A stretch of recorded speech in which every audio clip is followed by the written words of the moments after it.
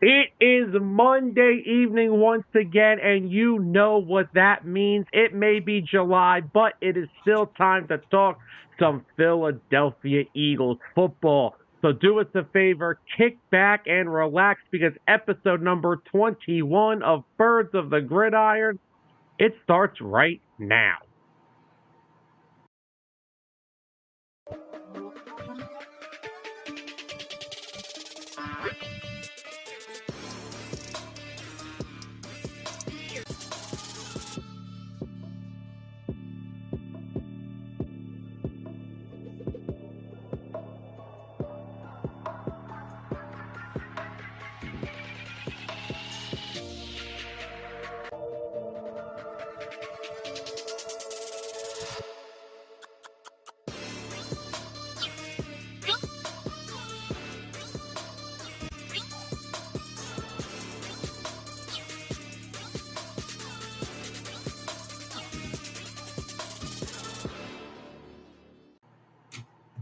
Welcome in, everybody, back to another edition of Birds of the Gridiron live here on Facebook and YouTube. We are coming to you guys live from Hamilton, New Jersey. Of course, this is the show for Eagle fans by Eagle fans. And as always, we are your hosts, Sam Nelson. He is Tyler Adams.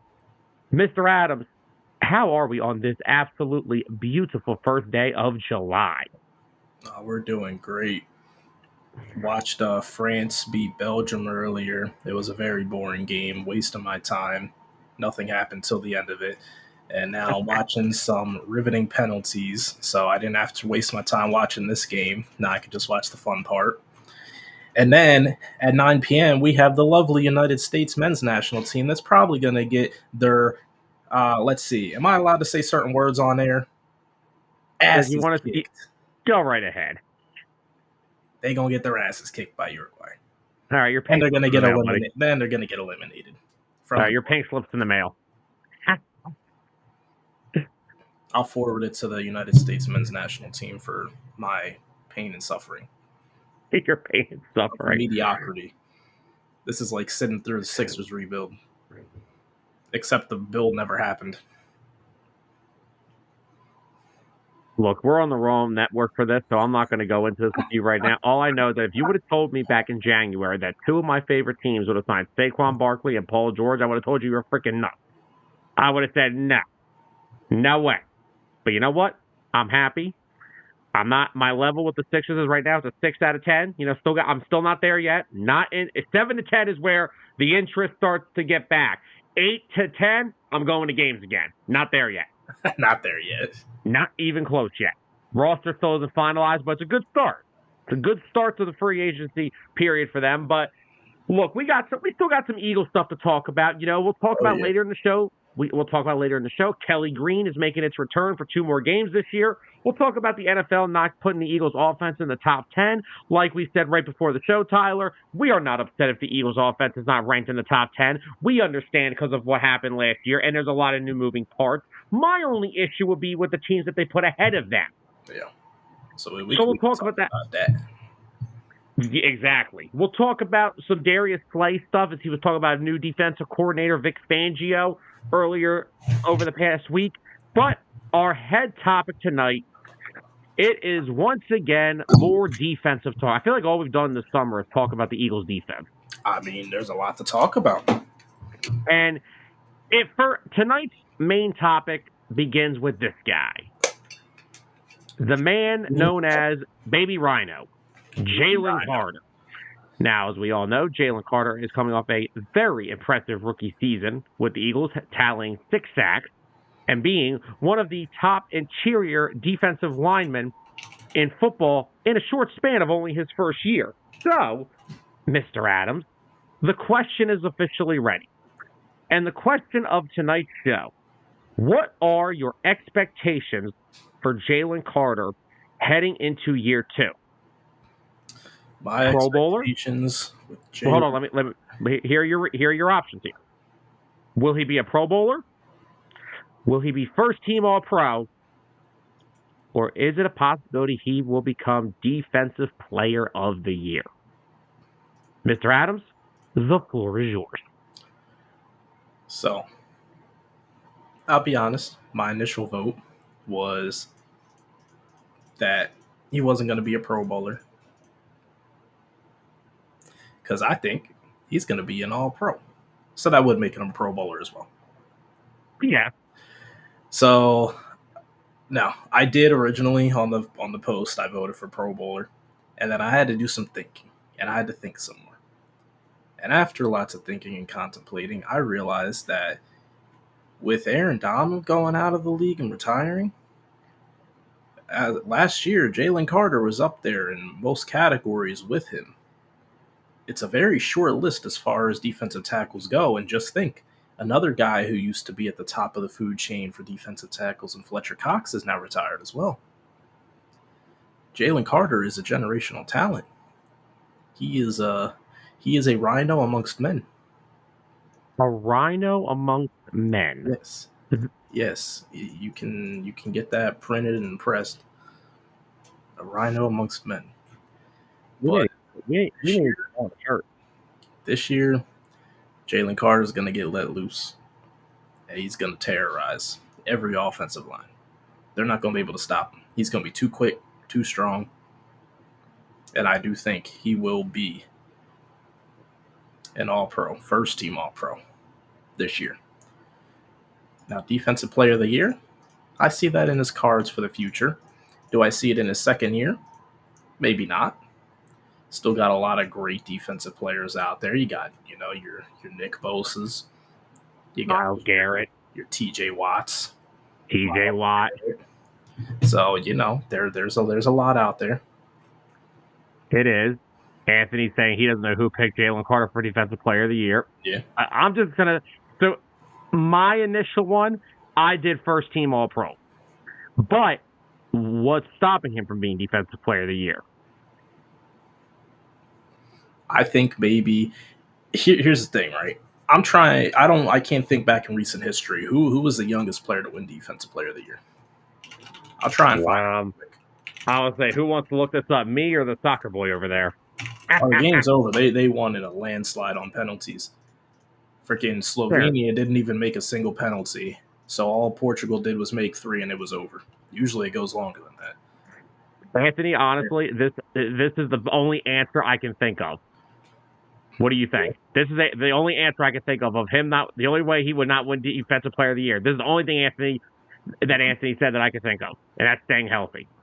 So, youngest player that was the recipient was in 2013, Luke Kuechly. How young was Kuechly? Let me see. I didn't know Luke Kuechly was that young when he won. I honestly did not know that Luke Kuechly was that young. Let me see. Can this give me ages? When did he get drafted? 2012, I believe. 2011. So he won it in his second year, maybe? All right, let's see. Huh. He was born in 91. Try to do math here. Okay, so let's see. He's 33 right now. He won it 11 years ago. So he would have been 22. So he won it at 22, so most likely his second year in the league. And I mean, the rest of the people on this list, I mean, TJ Watt is another one who was pretty young when he won it in 2021. He was probably, let's see, how old is he right now? He was drafted in 2017, so he won it after 3 years in the league, so not the youngest, but still on the other side. But I think the pattern I was trying to prove here is that guys usually don't win it within their first couple of years. And the reason for that is, they can have all the talent in the world.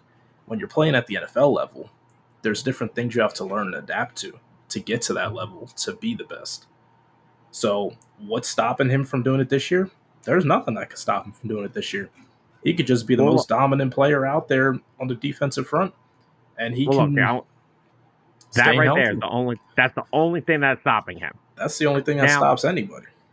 Now, I got a little graphic here to put in. Now, this is not our graphic. We did not make this. This is something that I found. I just wanted to say it is from PFF, and it does bring up a great point. Look at these numbers real quick on the screen that popped on the screen here. The highest pass rushing grades for interior defensive lineman last year. Dexter Lawrence is number 1. Aaron Donald's number 2. Jalen Carter is number 3 on this list. And then Javon Hargrave is there at number 4. So Jalen Carter is already, in my eyes, one of the 5 best interior defensive linemen in the game. And he's been in the league 1 year. Yeah. And I don't want to say it because this is Eagle bias. Jalen Carter is just that much of a generational talent. We said it that night when they drafted him because everybody was back and forth. Jalen or Bijan. Guess what? What did I tell you that night? If there was ever a time that the Eagles were picking between a generational running back and a generational defensive tackle, they're taking the defensive tackle every time. Yeah, especially with knowing that Fletcher Cox is on his way out. They knew that they needed that guy. And they just lost Javon Hargrave to the Niners. Exactly. Another guy who made it on that list. Yes. And honestly, you couldn't have asked for a better replacement than Jalen Carter. Yeah. Jalen Carter, I think Jalen Carter is primed to be the best, one of the top 5 defensive tackles in football next year. Maybe top 3. Yeah. The only thing that's stopping him is him not being on the field. If he's on the field. And right now, oh dear, Matt just broke some freaking basketball news. Jason Tatum just got $315 million. Wow. Welcome to the Major League Baseball contracts, NBA. You're screwed. 5-year Supermax. That is crazy money. That's crazy for the 3rd best player on the team. Yeah, man, that should have been Jaylen Brown's Supermax contract. You don't want me to go into that, trust me. Oh, Troy, we could go into it. You don't want, not on this platform. Not on this show, but we could go into we'll go into that another time. But no, Jalen Carter is Jalen Carter is now going to be the anchor of this new young defense. Because if you ever notice that, there's an anchor in every level. To have a strong defense, you need to have an anchor in each area. They've got that with Jalen Carter. The edge rushers, it's probably Bryce Huff. Linebacker, it's Devin White as of right now. And in the secondary, go make your freaking pick. I would say probably. So here's how it would be, right? Your ultimate veteran that you know has the experience is Slay. The guy who's probably going to be the more vocal mouthpiece is CJ. No, CJ is the guts. Is going to be the guts and glue with that secondary. No, CJ's just going to be the leader of that entire defense. That whole locker room. And probably one that opponents want to fight the most. But the thing is that where I'm looking at with Jalen Carter is, again, those numbers that I just showed don't lie. Those numbers say he's the 3rd best defensive tackle in football. And technically now, he's number 2 because the guy in front of him retired. Mm-hmm. Now, like I said, I'm never going to say that Jalen Carter is the next Aaron Donald because that is unfair. That's unfair to Jalen. Jalen Carter's his own person. But it's literally just the point that Matt, that's because my microphone has a great gain control, and if I do sound a little weird on audio, it's because that this microphone knocks out all the outside noise around me. Because, ask Tyler, before this, I was freaking breaking up like crazy on my other mic. Yeah, it was pretty bad. Yeah, so I'd rather sound a little bit underwater than doing that crap. I'd rather not deal with that. But here's my thing. Do you really think that Jalen Carter is that much off than Dexter Lawrence? No. I think Dexter's a very good player, but I still think Jalen Carter could be the better player out of those two. I think Jalen Carter could be the better pass rusher than I think that's without a doubt. But my thing is with Jalen Carter is he is now the anchor of that defensive tackle room because there's not much left out there. They lost Fletcher Cox. They've lost all their veteran leaders there. The veterans are going to have to now be the young guys because now, Jordan Davis, you've been here for a couple years now, babe. You've been here for about 3 years. You're going into year 3. You got to start, not only do you got to start producing on the field, you're going to have to start becoming a leader off the field too. Because we've said it. I mean, Tyler, we've said it all freaking year. This is going to be a young defense. It is. Now, if you want to look at one of those young guys to be a leader, not young completely like a Jalen Carter, but youngest, that's DJ. DJ is going to be a big leader on this defense. Oh, yeah. And I mean, I say young because, he's only 26. He's not exactly. old. Not old at all. Matt's going with he's going to be an all-pro next year. I think that's the most realistic. I think a Pro Bowler is easy. I think that's an easy answer. Yeah. But like I said, you just got to sit and ask yourself is how many defensive tackles in the league right now are you currently taking over him? Because I can only think of one, and he retired last year. Yeah, Aaron Donald was top of the food chain, undoubtedly. So now you're coming into an area where it's up for grabs. Yeah. Don't give me Javon Hargrave. I love Javon, but Javon's terrible against the run. Yeah. And let's be honest, Javon's numbers probably look a little bit better being the less focused on guy because he's playing with Nick Bosa. Yeah, but now let's see how good Javon is with Eric Armstead not playing next to him. Mm-hmm. Because having them two, that just opens up one-on-ones for Javon. But now, do you know how easy the life of Tavon Walker and Josh Allen got this offseason with the addition of Eric Armstead? Do you know how much easier their lives just got because of that?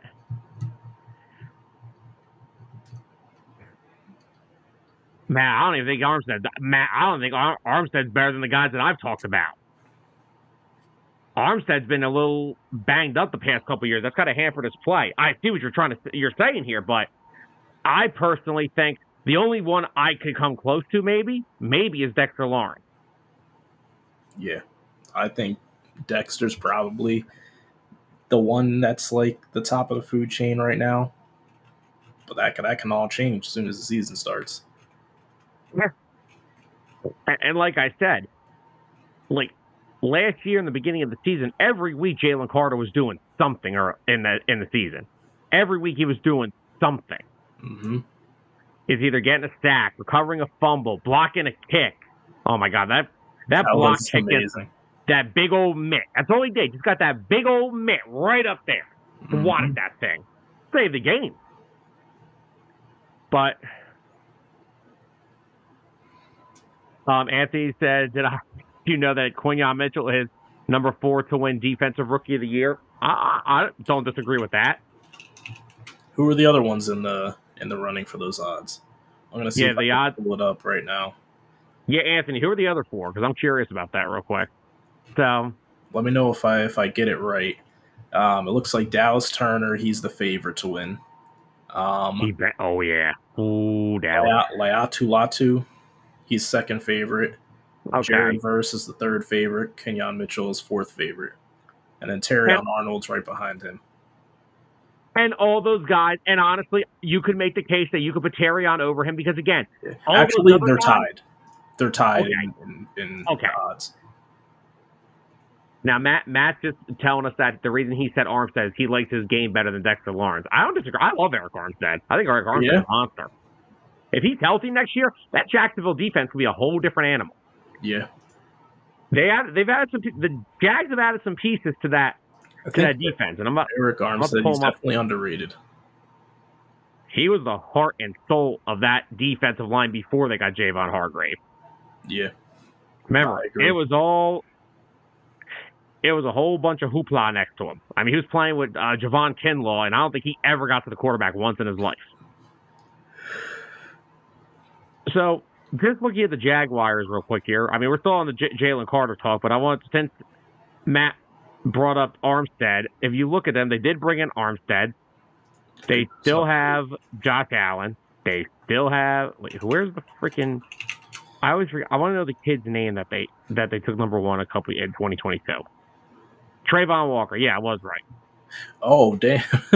So Anthony just told me to look at who's number 8. Number 8's Cooper DeJean in the odds to win Rookie of the Year. Oh, really now? Yeah.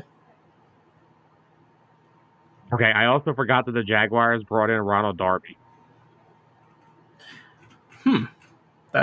Darby didn't have a terrible year last year, didn't he? Darby is good when he is healthy. And not on the Eagles. He wasn't healthy on the Eagles. You're right. First year here, first game in, dislocates his ankle. Matt remembers this. Dislocated his ankle. Then he tore his ACL in 2018, and then he was recovering from it. And they also brought in Darnell Savage as well. Yeah. Oh, Matt, stick around for a little bit later in the show. That's one of our big topics.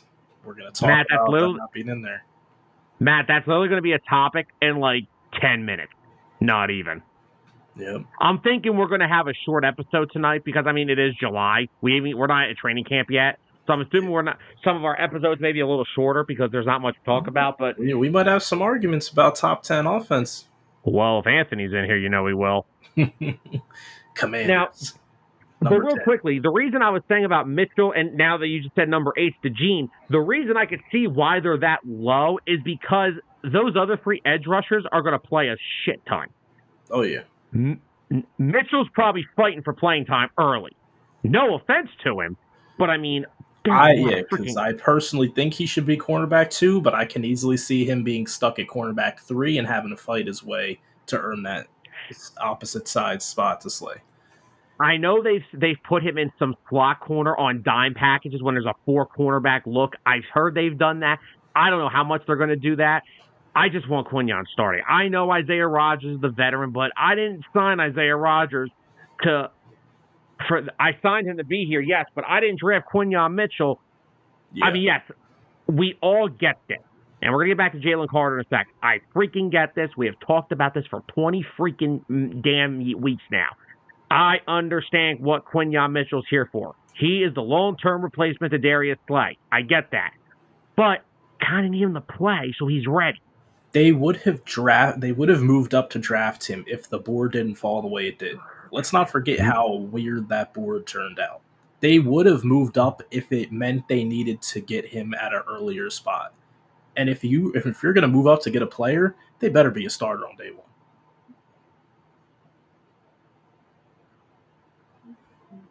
Matt saying that he thinks they'll rotate. I could see them doing it based off a matchup.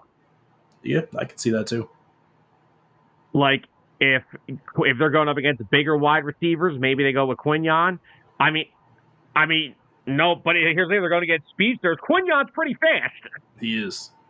I mean, he was out there breaking the records. What up, Steven? What's up, Steven? Steven, Danny Briere sounds like Ron Hextall. Save me. The Flyers are rebuilding for 5 more years. I'm pissed. Oh, God. No, I'm breaking him and Alex's ball because Alex and I are like always making jokes about the Flyer. Alex is trying to tell me and Steven to relax. We cannot. Steven, we did see the Tatum stuff, and Matt's saying that he still thinks Maddox gets cut. Honestly, he may. There's still a good chance he does. Is he not the best slot corner if he's healthy right now out of that room? Or is there someone else who's going to step up and be like, hey, I can play that just as effective as him? They want Cooper DeJean on the field. I don't. That's where, look, Cooper DeJean is... But we still don't know if Cooper DeJean's going to be a good slot corner. He's already played there. He was an outside at Iowa. Tyler, they put him all over the field in Iowa. But I remember one of the scouting reports was saying that he's really stiff in the hips, and it worries teams about putting him in the slot because of that. I'm more worried about that on the outside, not on the inside. What do you mean? You got to be pretty quick on the inside. People running across the field underneath. If you lose them. Okay. Okay, listen. Did you not just hear? What did I just say freaking 10 minutes ago? I'm already worried about the guy I picked at number freaking in the first round playing getting playing time on the outside. I can't worry about both of them. That's why I'm not worried about both of them. I want Kenyon to be a starter. I'm fine with DeJean rotating in all over the field. DeJean is going to rotate over the field, but the first initial thing they started him with was in the nickel, and he was also outside a little bit. But most of the outside stuff was because guys weren't there. Like, there was an OTA practice where Slay wasn't there. There was an OTA practice where, well, Bradbury he's not even a corner anymore, so I don't know why I'm even bringing his name up. But you got to get these guys on the field. And Cooper DeJean, yes, as the little stiff of his hips is a concern, the one thing that people have said about him, he is versatile. You have to get that on the field. Look, if there is anybody that's going to figure out the way to get guys on the field in all these nickel, dime, and soon is going to be a penny package for all I freaking know. If there's any love that, wouldn't you? Shut up. If there's any defensive coordinator that's going to figure that out, Big Fangio. Why isn't there a penny package? We got a $1 package. We got a $50 package. We got a dime package, nickel package. Well, where's the penny package?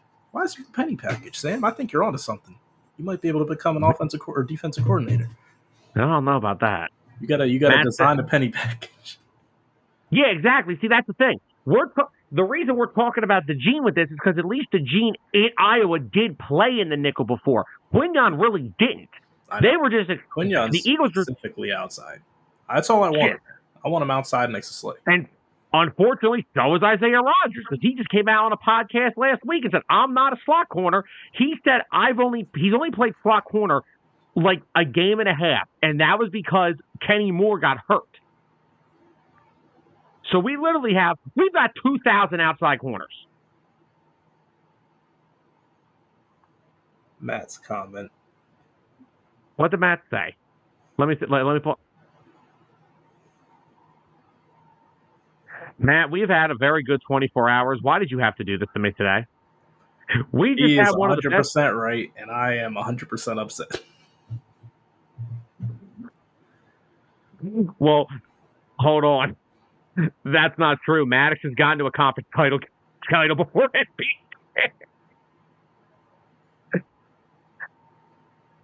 Damn. He did. But he's right, though. Like, I feel like it's like when you schedule stuff, it's like, all right, Eagles win first week by 2 touchdowns. They look dominant. Week 2, they win a close one. Maddox gets hurt. Week 3, they either win a close game or they lose in a terrible fashion. It's like you put the stuff together every year, and every year it's week 2. Avonte Maddox gets injured. Like, you just got to write it down at this point. And again, Maddox does not have a lot of guaranteed money in his deal. It's a 1-year deal. I think they brought him back just to see how he looks. I personally do not see him making this team. Yeah. And if how he does, big the DB room is, there's going to have to be cuts made somewhere. And who knows? Maybe he goes in there and he's a safety because they don't have a lot of depth at safety. Maybe. We still only have 3 safeties on the damn roster. We've talked about this for months now. Yeah, so if he does make the team, it might not even be as a corner. Yeah. Might just be as a backup safety. Which, hey, if he's got to be the backup, I'll take my chances with that. Less risk of getting hurt. Yeah, I would too. No, poor Maddox. Thank God he doesn't want to sell. There you go, Matt. There's the going for you. Well, all I know is Maddox would never sign a deal with the New York Jets or the New York Giants. Because he just has to play on the field for a year. On that turf. He'd only play. He would literally tell them every home game I'm questionable. He'd play half the year, only away games. Unless they're playing at. Well, wait. What happens if they play each other and they're the road team? Oh, he's out that game. 7 games. Yep. But let's backtrack back to Jalen Carter for a minute. The only other thing I hope that I see from Jalen this year, and he even came out and said this, that he wasn't in the greatest shape toward the end of the season. I'm sure that they have been working with him and Jordan Davis ad nauseum about this. I'm sure of it. Oh, yeah. But the one thing I will say is they could use some more defensive line help. The defensive tackle room is not very strong with veteran presence. The most veteran is Jordan Davis. So yeah, it's not deep. Wait, doesn't what's his name? Milton Williams have more years in the league than him? So technically, he's a veteran. Hold on. Matt's going bold. Oh man, it's not outlandish. It's not. Well, I asked you a few weeks ago, when we were asking who would lead the team in sacks, I said, why not Jalen Carter? Yeah. Honestly, the only person I could see is either maybe Bryce Huff, but honestly haven't seen the consistency from him enough throughout his career. Possibly Nolan Smith, because we'll finally get to see him this year, because I believe Nolan Smith's going to fill that gap of Reddick. And then if it's not them, who's going to lead it? Jalen Carter.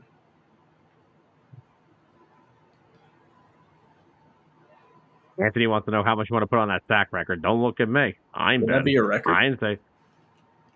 For a defensive tackle? No, I'm sure Aaron Donald's had more than that in his career, easily. Aaron Donald probably broke that record, his own record, 1,000 times. Aaron Donald's had like over 15 sacks before. Hold on. What is the sack record? Look at this bold take from Matt. One thing I like about Matt is he goes into detail. He goes into very deep detail, just like me. Look at this bold take he just had. Oh, hold on. What did he say? About Julian Ocarwa. Would be the 4th and 6th. Okay. On the team. On the team, you mean? Gosh, what? Anthony. Anthony. I hope Brian Johnson destroys your hopes and dreams. Anthony. You really think Josh Sweat is going to have more sacks than Jalen Carter? Anthony, I hate to break this. I was just talking about this last night. Josh Sweat may not even be a starter on this team. Yeah. There is no way Josh Sweat. If Josh Sweat leads this team in sacks, we got one of the worst pass. We're back to 2021 again with no pass rush. That's how you'll know Josh Sweat leads the team in sacks, because we think at it. But, we're talking about a defensive tackle leading his team in sacks. Can you ever name the premier edge rusher the Rams had during Aaron Donald's tenure? Can anyone name one? Nope. Okay, Matt, I'm not going to go this far now. Oh, my gosh. First of all, I still believe that Derek Barnett had talent. I think the problem with Derek Barnett is some idiot the night he got drafted said Reggie White. Yeah. That's the problem. Just because they both went to Tennessee. Ooh. But I will say that Derek Barnett will be known for one of the most famous plays in Eagles history. Yeah. The fumble recovery around the world. But anyway, let's move on into our... And also, another big thing for Jalen Carter with me, it's having Vic Fangio here. Mm-hmm. I think Vic Fangio is going to put a lot of good value on Jalen Carter. And that's the biggest reason why I think Jalen Carter is going to be set up to be in a good position to have a breakout season. Matt, you're not getting any disagreements from me here. He did turn into Mr. Almost. I think I counted 5 sacks alone that he just couldn't finish the damn play. Mr. Almost had him. Get him next time. So now, finishing up on the poll question here for the week. The poll question of the week for everybody was, what are your expectations for Jalen Carter in year 2? And 8% of the voters said Defensive Player of the Year. 14% of the voters said First Team All-Pro. And 76% of the voters said Pro Bowler. That would be your poll question. Now, speaking of, we were talking about him having a good year under Vic Fangio. Darius Slay just came out this week, and he had some words to say for Vic Fangio. And this is what Darius Slay said via the green light. So this is what he said. I think he's doing a great job. He's quiet, though. He's a guy where you got to go into his office. He's very detailed. He tells you for every position what needs to be done, how to do it, and goes about his day. And he seems like the kind of coach, like, if you don't do what you need to do, I don't care how much money you get paid, I'm benching you. The way it should be.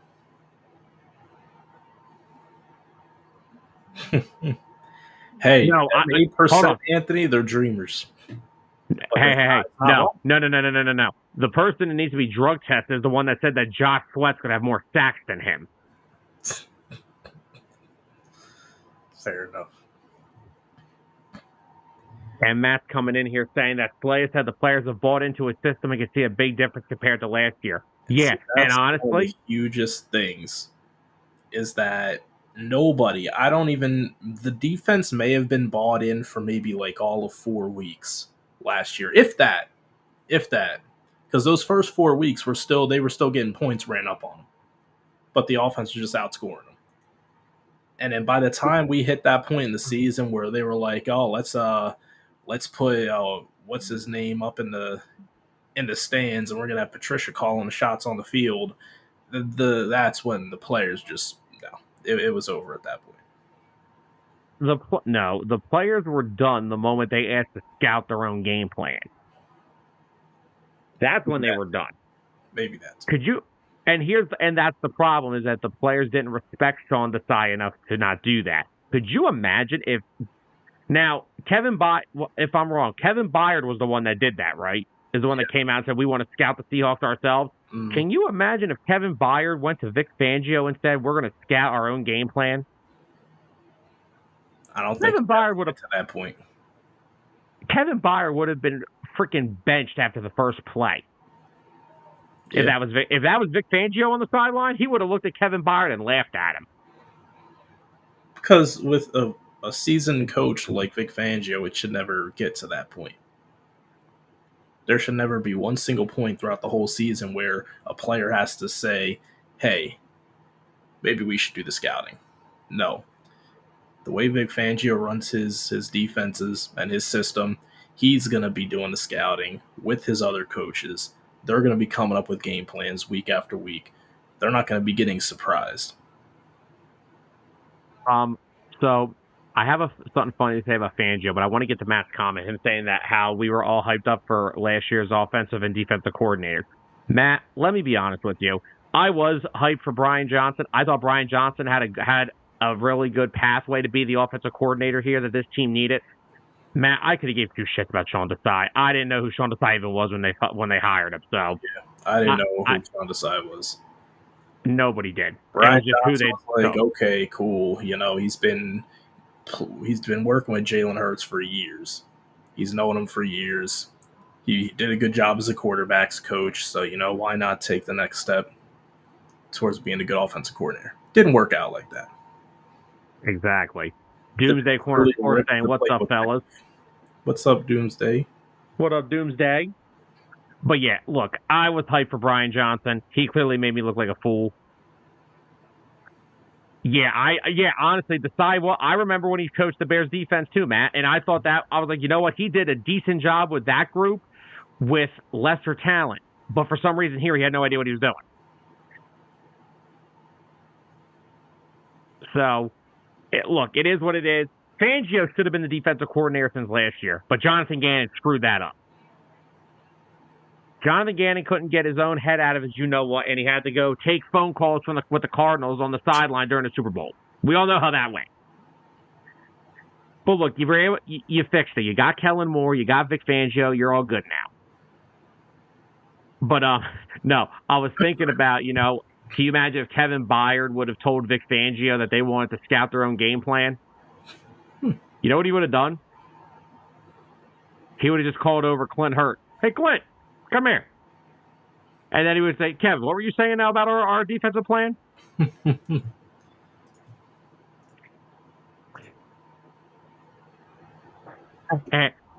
That's what I thought. Said, well, I just seen that the top 10 list. That's funny. I got a question about that list. I'm assuming that means the top 10 offenses.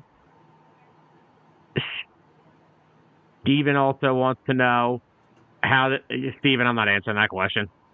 You know why I'm not answering that question? Because he's not a Sixer anymore. That's all I cared about. Get this man off my team. Players out of their primes getting too much money. I'll take the guy that has 4 NBA championships. Yeah.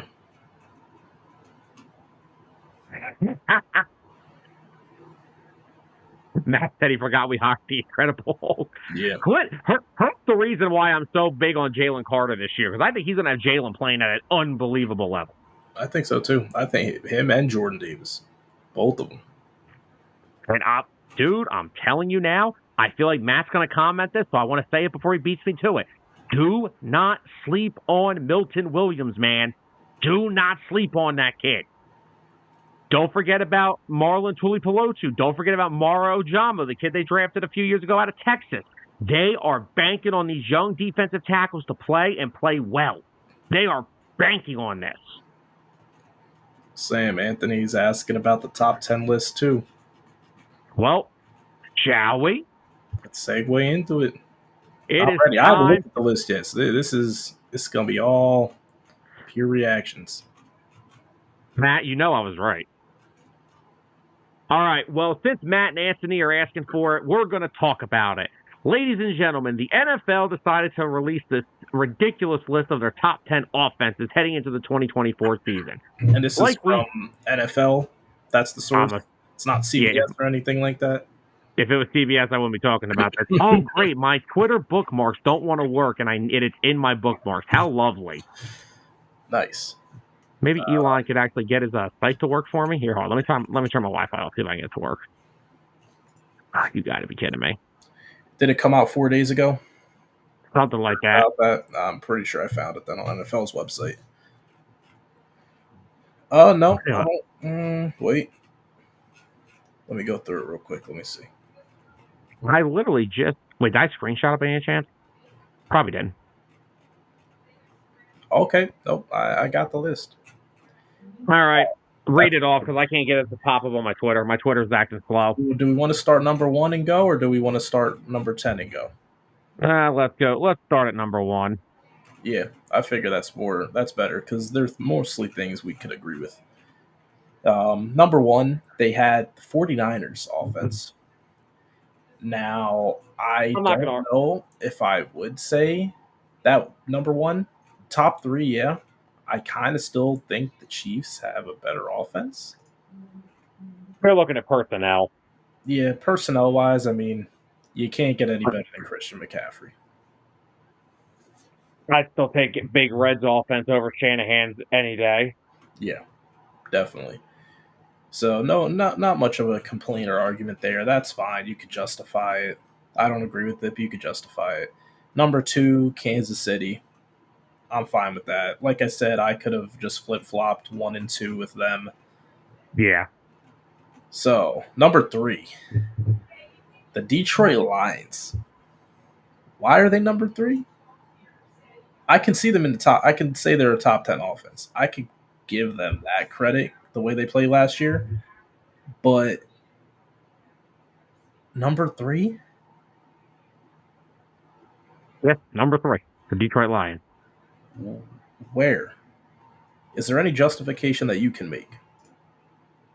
I mean, their offense last year was really good. I mean, Amon-Ra had a great year. Sam Laporte is just going to get better.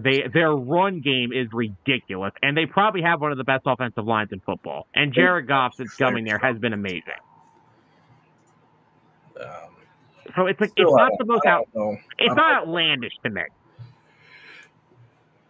And then Matt said the 49ers without Brandon not number 1 anymore. Yeah. Well, what's going on with that? I don't know. They're apparently both sides are optimistic about a deal. I would hope so for the sake of them because Debo is not their best receiver. They do not want to lose him. Yeah. All right. Oh, my God. Okay, now I just got into the territory where it's like, what am I looking at? Wait, hold on. All right. Well, guess what? You just guess who's in. Now you got to justify what we just said. What's up, Zolt? All right, Zolt, let me know. Do you agree with the NFL listing the Lions offense as number 3 as the top offenses in 2024?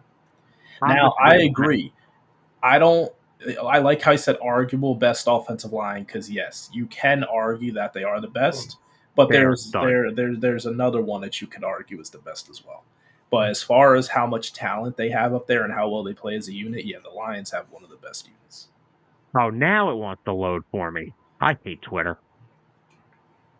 But oh my gosh, I'm afraid to even read off number 4.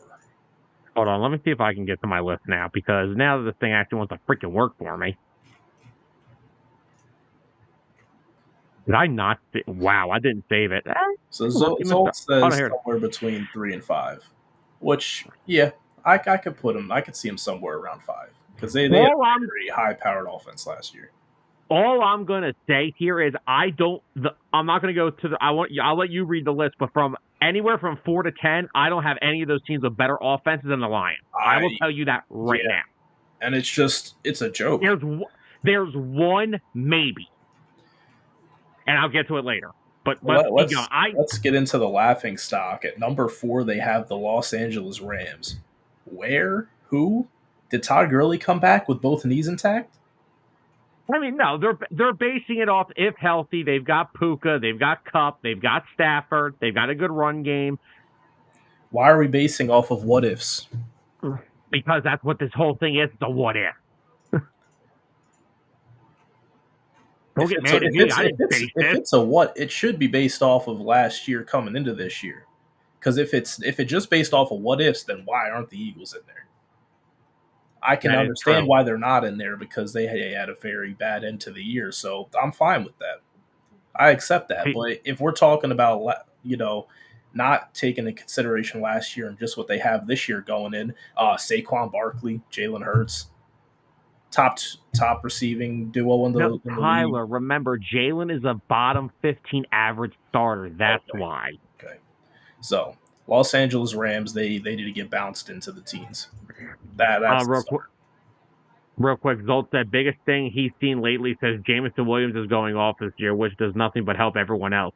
Again, if Jameson Williams was there ready for week 1, he probably would have had a decent rookie season. So, like I said, I don't care how you put the Chiefs, the Lions, and the Niners. They're the top 3 to me. Whatever order you want, that's just your opinion. I don't have a disagreement there.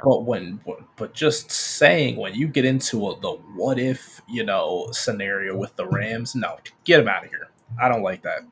Terrible. Let's see if Matthew Stafford's back holds up by week 5. Trash ranking. I get it. Healthy Cooper Kupp, if he could still be even close to that guy, him next to Puka Nacua, sure, that's going to be insane. They have a decent run game. Arm is good, and he's able to throw the way he normally can. I could see it, right? But this offseason list, they do not belong on it. Kyron Williams had a really good year running the ball last year, and they drafted Blake Corum as well. Exactly. So I get it, but you know what it is? It's because it's still the Sean McVay thing. Everyone still glosses over Sean McVay, who literally was a Aaron Donald pass rush away from not winning a Super Bowl. Yeah. And Cooper Kupp too. Everyone's still clinging on to that insane year that Cooper Kupp had. We got to see him do it again or get close to it. Georgie. I'm going back to our wide receiver debates from a few weeks ago. Georgie. Oh, man. I'm going at Georgie for that still. And Matt said it too. Kupp had one great year. That's it. Steve wants to know if we're watching Raw tonight. I don't have much plans on it. I'm going to be watching the United States men's national team struggle against a top international team, Uruguay. Because if it ain't bloodline stuff, I don't care. Yeah, I'll wait for that to come back and happen. Oh, well, you should have watched Friday this past week. I watch highlights on YouTube, Sam. I'm like Orlando now. I don't watch the shows. I just watch the quick highlights on YouTube to keep track of everything. Well, you can watch what you choose to watch. Exactly. Like I go through. If I'm interested, I'm interested. If I don't care about it, I'm not watching it. There we go. And then Zolt said Rams, not even in the discussion. So let's go on to, number 5. I'm open to number 5. The Cincinnati Bengals. Hold on. Healthy. They jumped the Rams easily.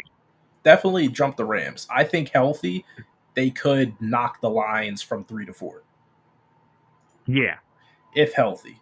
Did they keep Mixon or no? No, they traded Mixon. They traded Mixon. Okay. Hold on. They added. I'm pretty sure they added a. They got. I think they brought Zach Moss in. Zach Moss. Okay. And Moss had a couple really solid years for the Colts. They drafted a big offensive lineman, Amarius Mims, in the first round.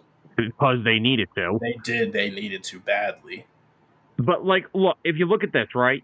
A healthy Joe Burrow is the only thing that can stop a Patrick Mahomes dynasty. Yes.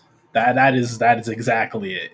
Like, the Bills, no. They're never stopping Patrick Mahomes. Dolphins, no. They're never stopping Patrick Mahomes. The Ravens, they're just going to choke in the playoffs like they always do. They're not stopping Patrick Mahomes. But if you just look at this now, look, the offensive line is probably what's keeping them out of the top 4. I think that's great because that offensive line has been atrocious for years. It doesn't matter who you put in there, how much money you spend, they're still atrocious. They need to hit that offensive line, and they need to do it now before Joe Burrow's career turns into something that I don't want to talk about. But they have been acknowledging it. This isn't at least as bad as like Russ with the Seahawks. Just think about that. Russ with the Seahawks. That man was running for his life every year. Did you say acknowledge? Sam, don't make me triple powerbomb you. Anyway, but real quickly, on paper here's their offense. Zach Moss. Okay, kind of looks like they're trying to get away. They want to pass the ball more, which they have Joe Burrow. Yeah. Jamar Chase. T. Higgins is still here. They need to keep T. Higgins. They need to. They do. They did add Mike Gesicki at tight end. Oh, really? Wait, was that just a this year addition? Or was he there last year too? Anthony, they have everything else except for that. That's the problem. Yes, and hold on, Anthony, that offensive line is the reason he didn't win it. Yeah, no, literally. I remember Aaron Donald got the game-sealing sack on him, or he pushed him out of the pocket with a bad throw. Yes. Anthony, that's literally why they lost, because the offensive line. Anthony, they need the offensive line. Anthony, have you not been watching football for the past how many years of your life? A good offensive line kind of freaking matters here. They don't need anything else. They've got a decent running back. They've got good wide receivers. They've got a franchise quarterback who, by the way, because of that offensive line, has been hurt almost every year of his career. Take the dynasty for. I'm just going to start referencing the Chiefs as the dynasty because there's just no other thing to call them right now. Look at the dynasty, right? Their offensive line, they just constantly put different groups together, and they must have a damn good offensive line coach like the Eagles do because they always keep them. They always keep them upright. Go on YouTube, perfect. Dude, almost getting his legs ripped off for them to draft an O-line. I'm sorry. They clearly don't have an offensive line coach because they went and got Orlando Brown from the Ravens. Orlando Brown in Baltimore was an all-pro. In Cincinnati, he looked like King Dunlap. No, I'm talking about the Chiefs in comparison to like how Patrick Mahomes. I know.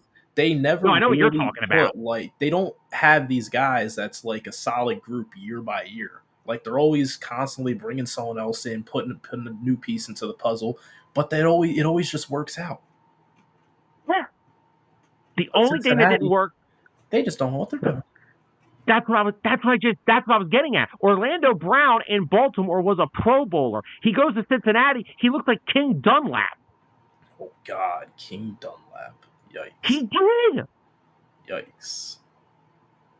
It's terrible. But no, the offensive line is the biggest reason why the Bengals have not been back to a Super Bowl. Yes, I get it. Joe Burrow got him there, and it's the reason Joe Burrow doesn't have a ring. Well, hopefully, because they also brought in Trent Brown. So hopefully with the rookie, Trent Brown, do they still have Orlando Brown? No, they cut him. They cut him, yeah. That's what I thought. So hopefully they can put it together because for Joe Burrow's sake, they need to.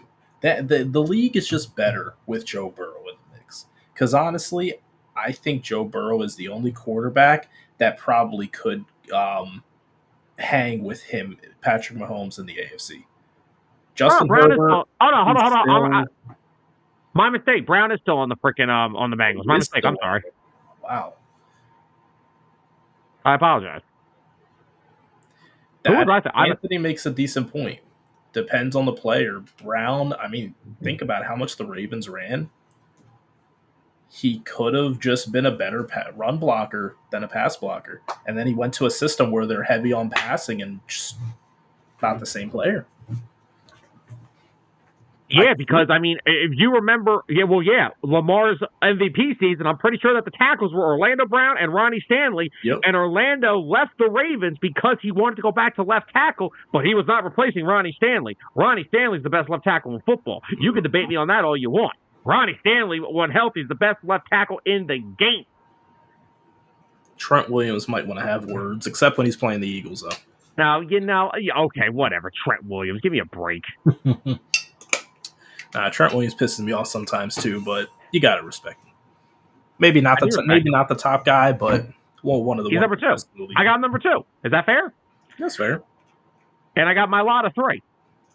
That's fair too. I'll debate that all day.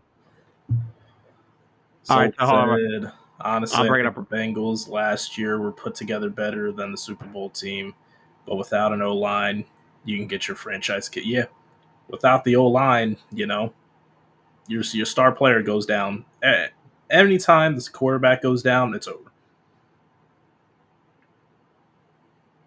Praise be Jesus. I'm not the only one that says this. And this is why every time I have this stupid argument with people with, we won a Super Bowl with a backup quarterback. People will try and cling to that. Oh, well, the Eagles did it. The Eagles got extremely lucky that Nick Foles was able to. A fairy tale happened. A fairy tale happened that year. Look, if your starting quarterback goes down, it doesn't matter. You're screwed. You're screwed. It don't matter if you got a former starting quarterback riding the bench behind him. It don't matter. It's over. It's over. Yeah. They're not taking the number 1 reps every week in practice. They're not out there every week on the field playing all the reps. They're not going to be able to come in and fill the gaps. It's not going to happen. Never going to happen. Who's Philadelphia Eagles with Nick Foles. And this is why I love Howie Roseman so much. He has put all their best resources in the line with drafting of Cam Jurgens, Landon Dickerson, the development of Jordan Mailata, finding Jason Kelsey in 2012, drafting Lane Johnson, drafting Tyler Steen. This is why you do this. Yeah. So, Anthony,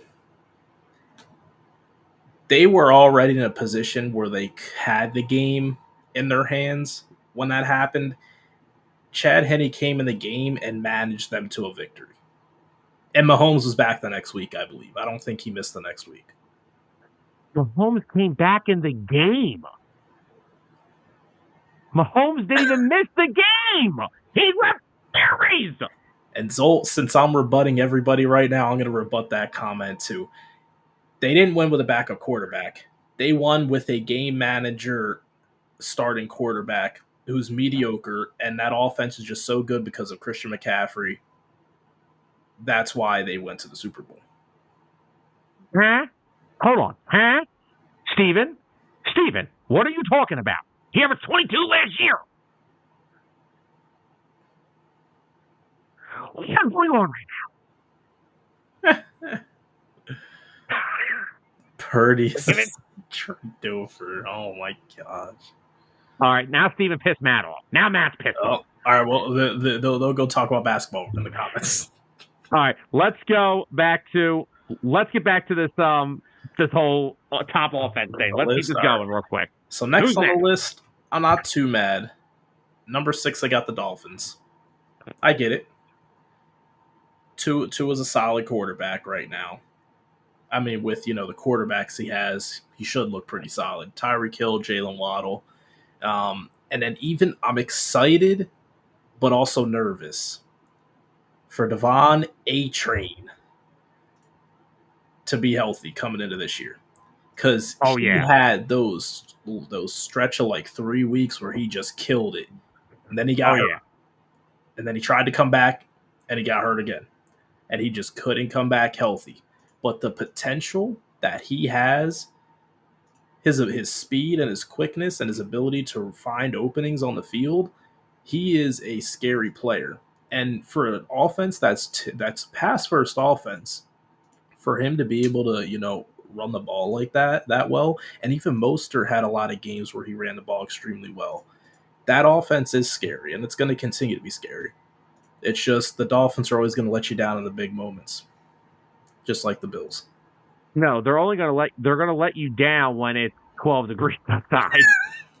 Yeah, which is unfortunate for them if they have to go to Cincinnati, Kansas City, or Buffalo.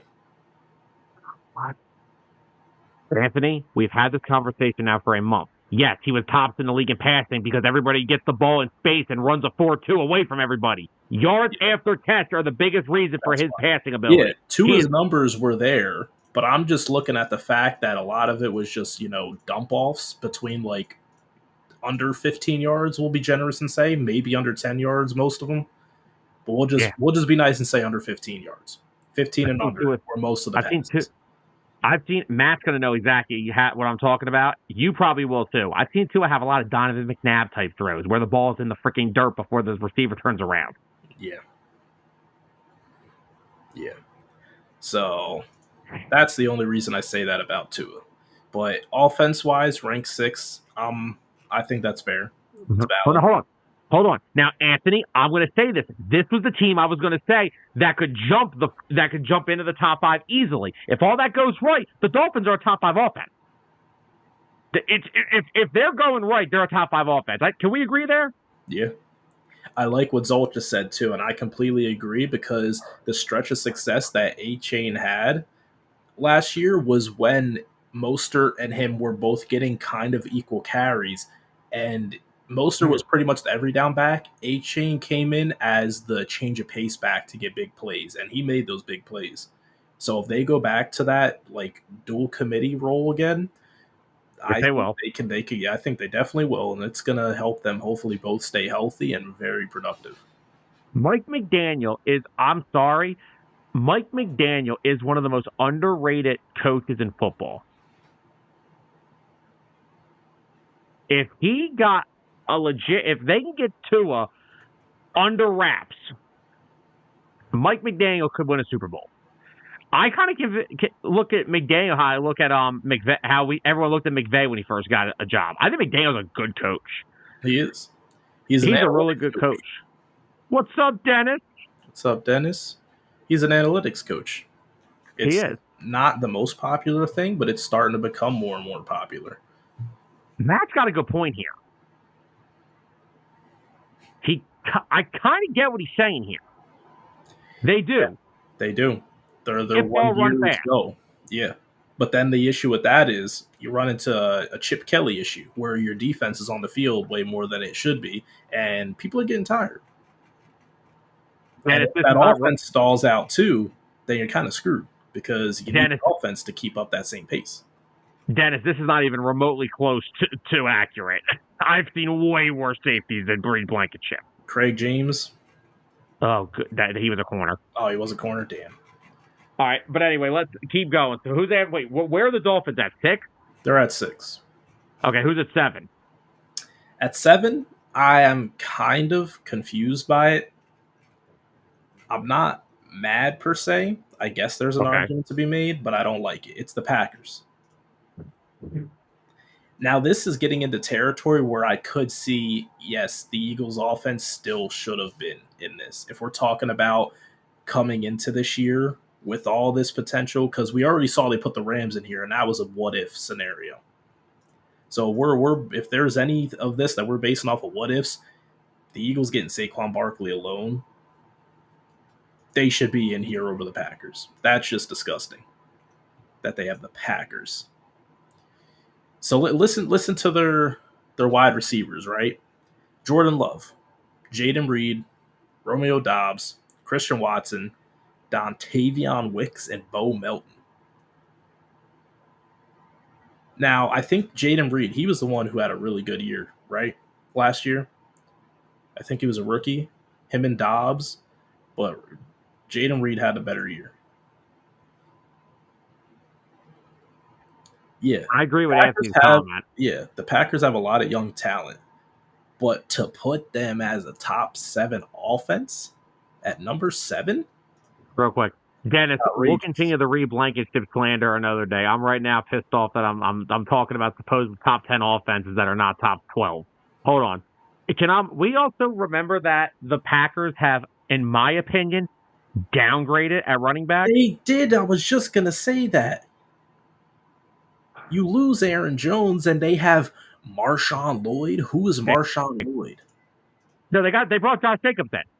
Okay, why does the list just doesn't mention that at all? I do remember now, but why it just makes no mention to that? I'm sorry. If I'm building a team and I would rather have Aaron Jones than Josh Jacobs. You can attack me for that all you want. Aaron Jones, the Vikings are going to have J.J. McCarthy's life is going to be very easy this year because of Aaron Jones. And don't give me that Sam Darnold crap. J.J. McCarthy will be starting by week 4. Don't even give me the Sam Darnold crap. He stinks. Justin Jefferson went in that damn office and said, if you start this fool as my quarterback, I will demand a trade.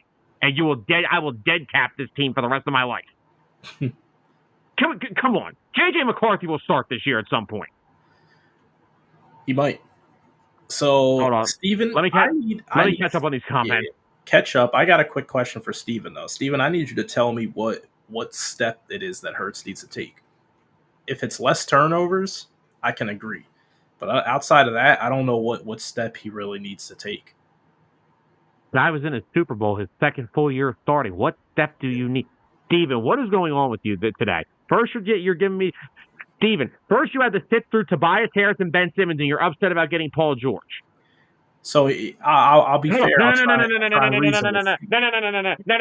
Time out. Look, who's ready for story time with Sam Nelson, baby? Hold on. Oh, God. Steven. First you complain when the Phillies lose, knowing that Bryce Harper, JT Realmuto, and Kyle Schwarber are all out injured. Then you tell me we had to sit through Ben Simmons and Tobias Harris, and you're upset about getting Paul George. Now you're asking me, what does a guy who went to the Super Bowl in his second year as a starter, what next step do you need him to take? Next step. What? All right, here I'll be fair. Here's the steps, Sam. One, if he can have underrated interceptions, which is very easily doable.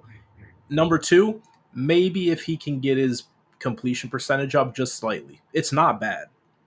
It's one of the higher numbers in the league.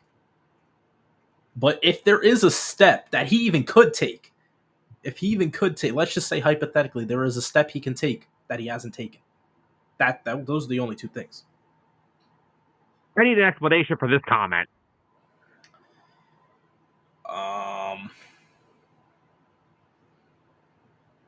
I think they're pretty even.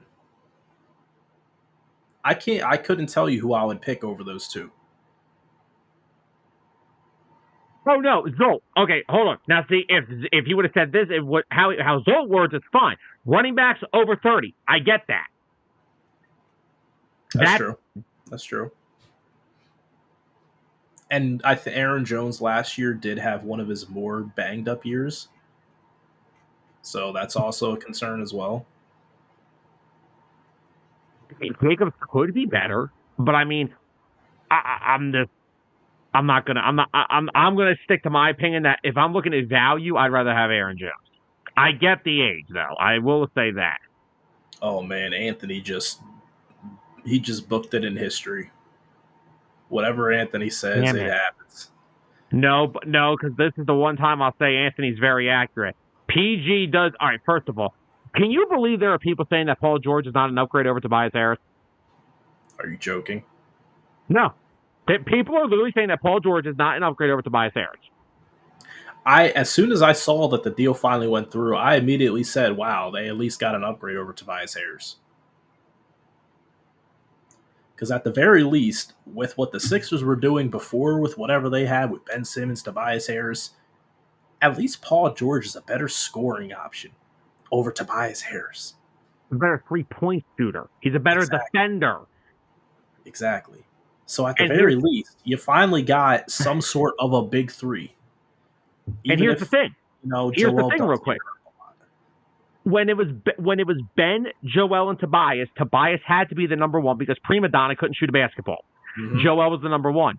Paul George is coming in here to be the number 3.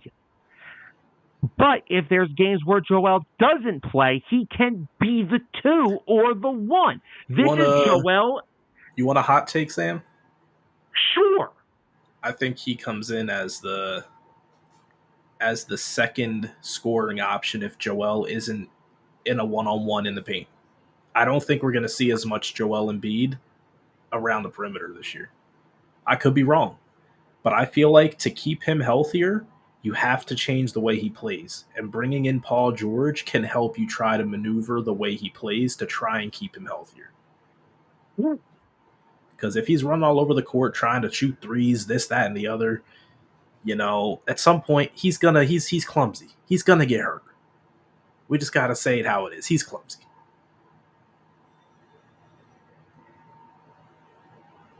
Oh, and Anthony said PG's over Max easily. Oof.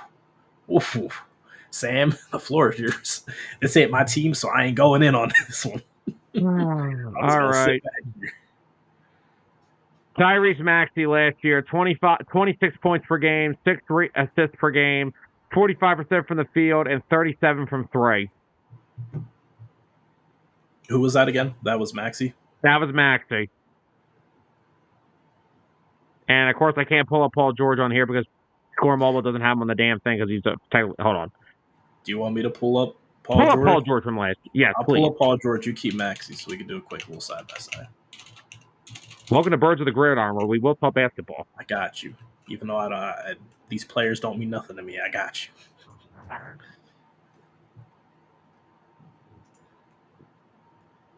All Paul George is one more player that I need Jimmy Butler to guard. Great. That's all right. Jimmy can come back when he's ready to. Oh, man. You know what? Just if I could just get a good point guard that can play defense, too, I'll be chilling. Jimmy could easily take Paul George. Bam can slow down Joel Embiid, all right? I'm not crazy to say he's going to shut him down, but at least slow him down. He is one of the few bigs that can take him one-on-one. Yeah. He changes up the way he plays his game. Like, Joel won't really get much going in the paint. He'll space the floor more with Bam on him. And typically, they'll run a lot of screens to try and get mismatches so Bam isn't on him, which is smart. Now Matt's mad. Okay, so what am I looking at for Paul George here? All right, well, here, let me just read off this again, then I'll let you go. Was it just from last year, or is it career? What is it? Excuse me?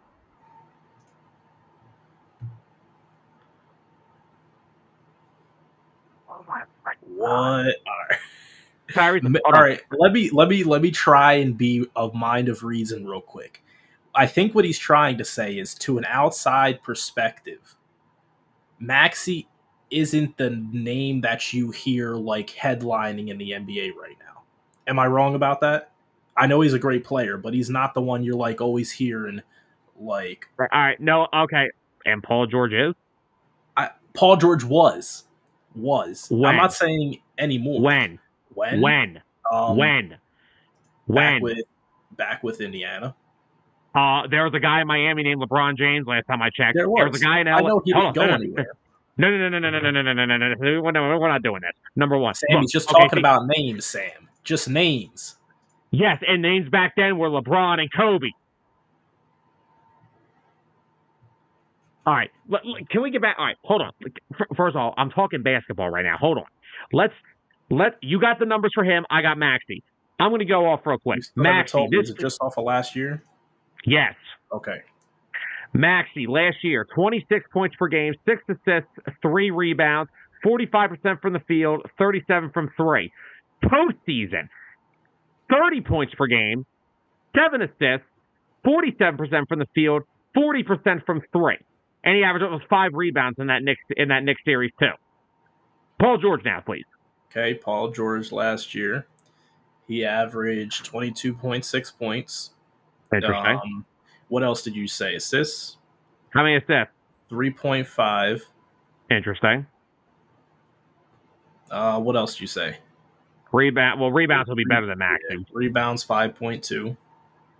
Field goal percentage. 47. Okay. 2% higher than Maxey. From 3, 41. Okay, so he's a little bit better than Maxey, the 3-point shooter. Can I get postseason numbers too? Postseason. Did the Clippers make the postseason? That's what I was thinking, but then I remember they did. They actually did. All right. Postseason average 19.5 points.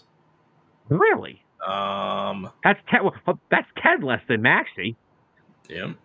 4.8 assists. That's 2 less than Maxey. 6.8 rebounds. That's only 1 more than Maxey. And what was his percentage? His shooting percentages? 41%, and then 6%. 36.7 from 3. What are we talking about? So yeah, Maxey, as of last year, better scorer than Paul George. Definitely not a number 2 scoring option behind both of them. That's why I said what I just said before, was that I think Embiid could be the one to kind of take a step back to try and see how the offense could pan out. He needs to if he wants to prolong his career health-wise. Yeah. Because he's been trying to do too much. Steven says it perfectly. And I'm the same way. Nothing that we are talking about matters if that big fella is not healthy. If he ain't healthy, it doesn't matter. Yeah, honestly, because you're not gonna win many games with Maxey, PG, and Andre Drummond. No. And whatever's left of Eric Gordon. Embiid is a big part of that team, that offense, but he needs to not be the focal point anymore. They need a kind of, because we'll say this, he's not a facilitator like Nikola Jokic. Facilitators are the ones who are the focal points of an offense where the ball is always in their hands. Embiid is a scorer. Yeah. He needs to focus on that. Yeah. Okay. Anyways, Birds of the Gridiron. We're here for the fans. You ask, you shall receive. And Matt said a good thing too. Finally don't need Embiid to play hero ball and score 35. That's why PG changes things. Yeah. You let Maxey and PG do the heavy lifting. Embiid could still average 25 a game. Hold on. Anthony just messaged me Maxey and Paul George's comparison from 2021 to now. Tyrese Maxey was in his second year in the league in 2020 freaking one. Paul George was 11 years into his career. That is such an unfair comparison. Because Maxey wasn't even a starter in his rookie year. He was off the bench. It wasn't a starter game. He just became a starter. And look, I'm not saying Paul George isn't a good player, but he's not going to be the number one option here. He wasn't even the number one option where he just left. All right, back to the list. All right, well, last thing. I want to have this out now. By the way, take out that crap in 2014 with the Spurs. Take out 2019. Kawhi Leonard is officially now one of the most overrated players in basketball. Yeah. He's getting in that territory. Deal signed, delivered. Back to NFL, I think. Back to the NFL. And of course, we left off on everyone's favorite team, the Buffalo Bills. Stop it. Get them off the freaking list. Josh Allen. They don't even have a top 5 offensive player. At least all these other offenses, I can think of a top. Like, could you admit, if we talked about every single team right now, there's a top 5 positional player on each of those offenses. Wait, you know what my issue is? How do you trade your best wide receiver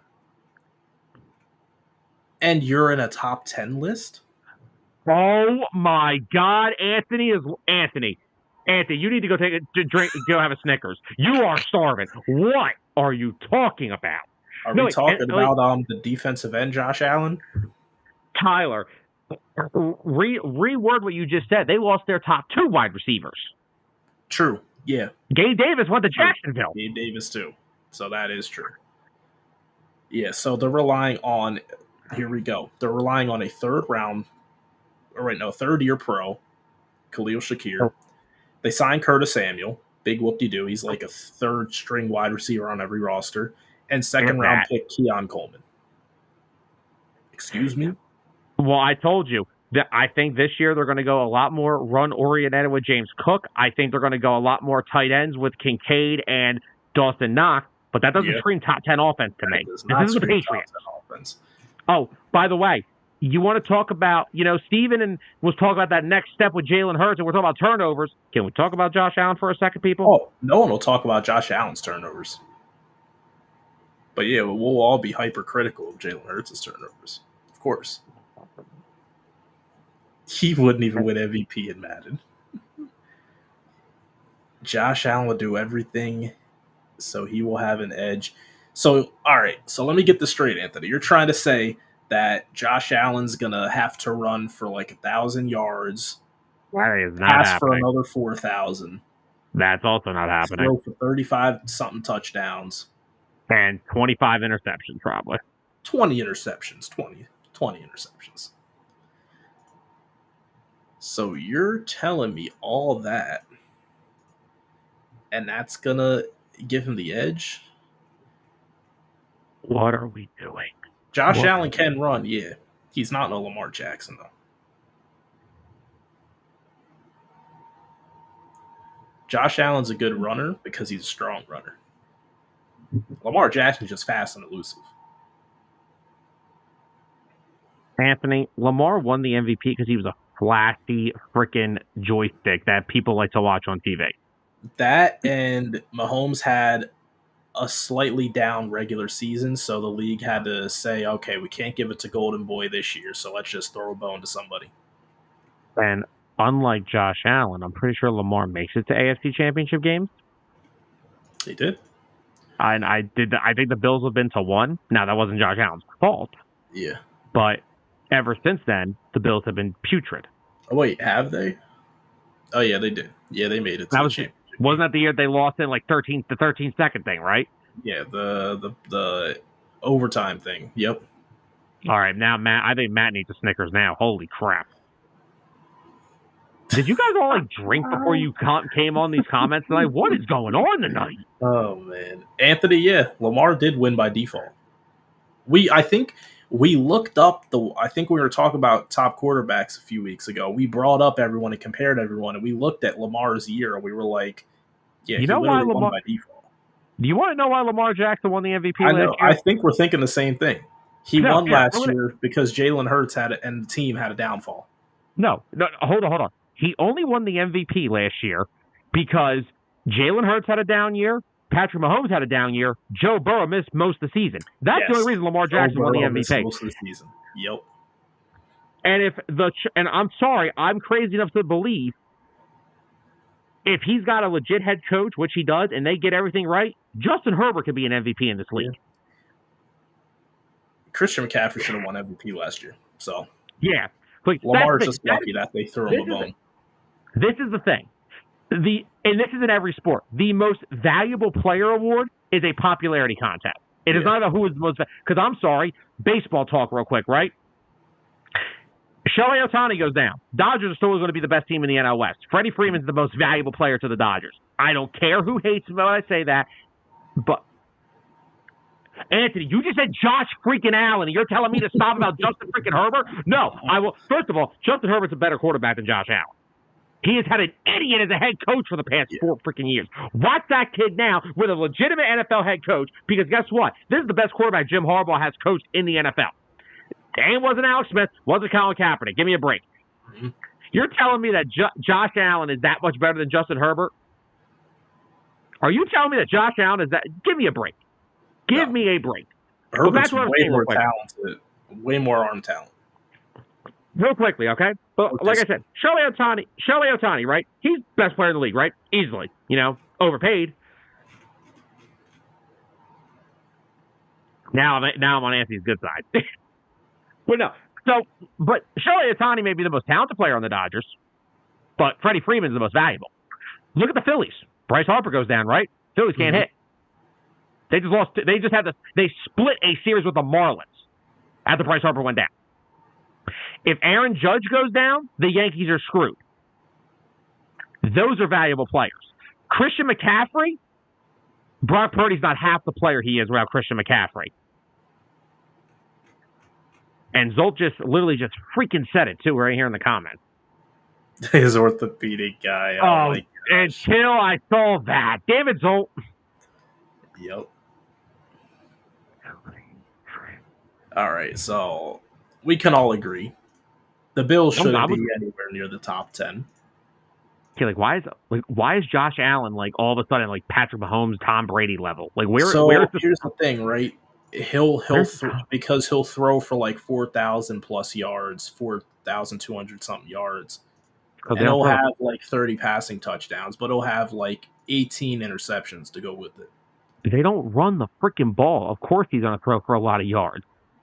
Yeah. They don't run the freaking ball. What is this? So, all right, let's keep going here because remember what we said? Wait, real quickly, short episode, huh? Oh, what did I say, Sam? I said I think we're gonna have some arguments going on with the top 10. So at number 9. No, stop again, Steven. Where? Because where does everybody see it? So Steven's probably looking as far as fantasy football purposes go. Yes, he is usually a top 5 fantasy football player. Oh God, fucking fantasy. That's because he does get rushing yards. Okay. He does throw for a lot of yards. It's always the interceptions, and that's what kills the team in general. Yes, in fantasy football, Josh Allen looks like a great quarterback. But when it comes down to that franchise and their ability to succeed in the AFC, it comes down to those turnovers that he calls them.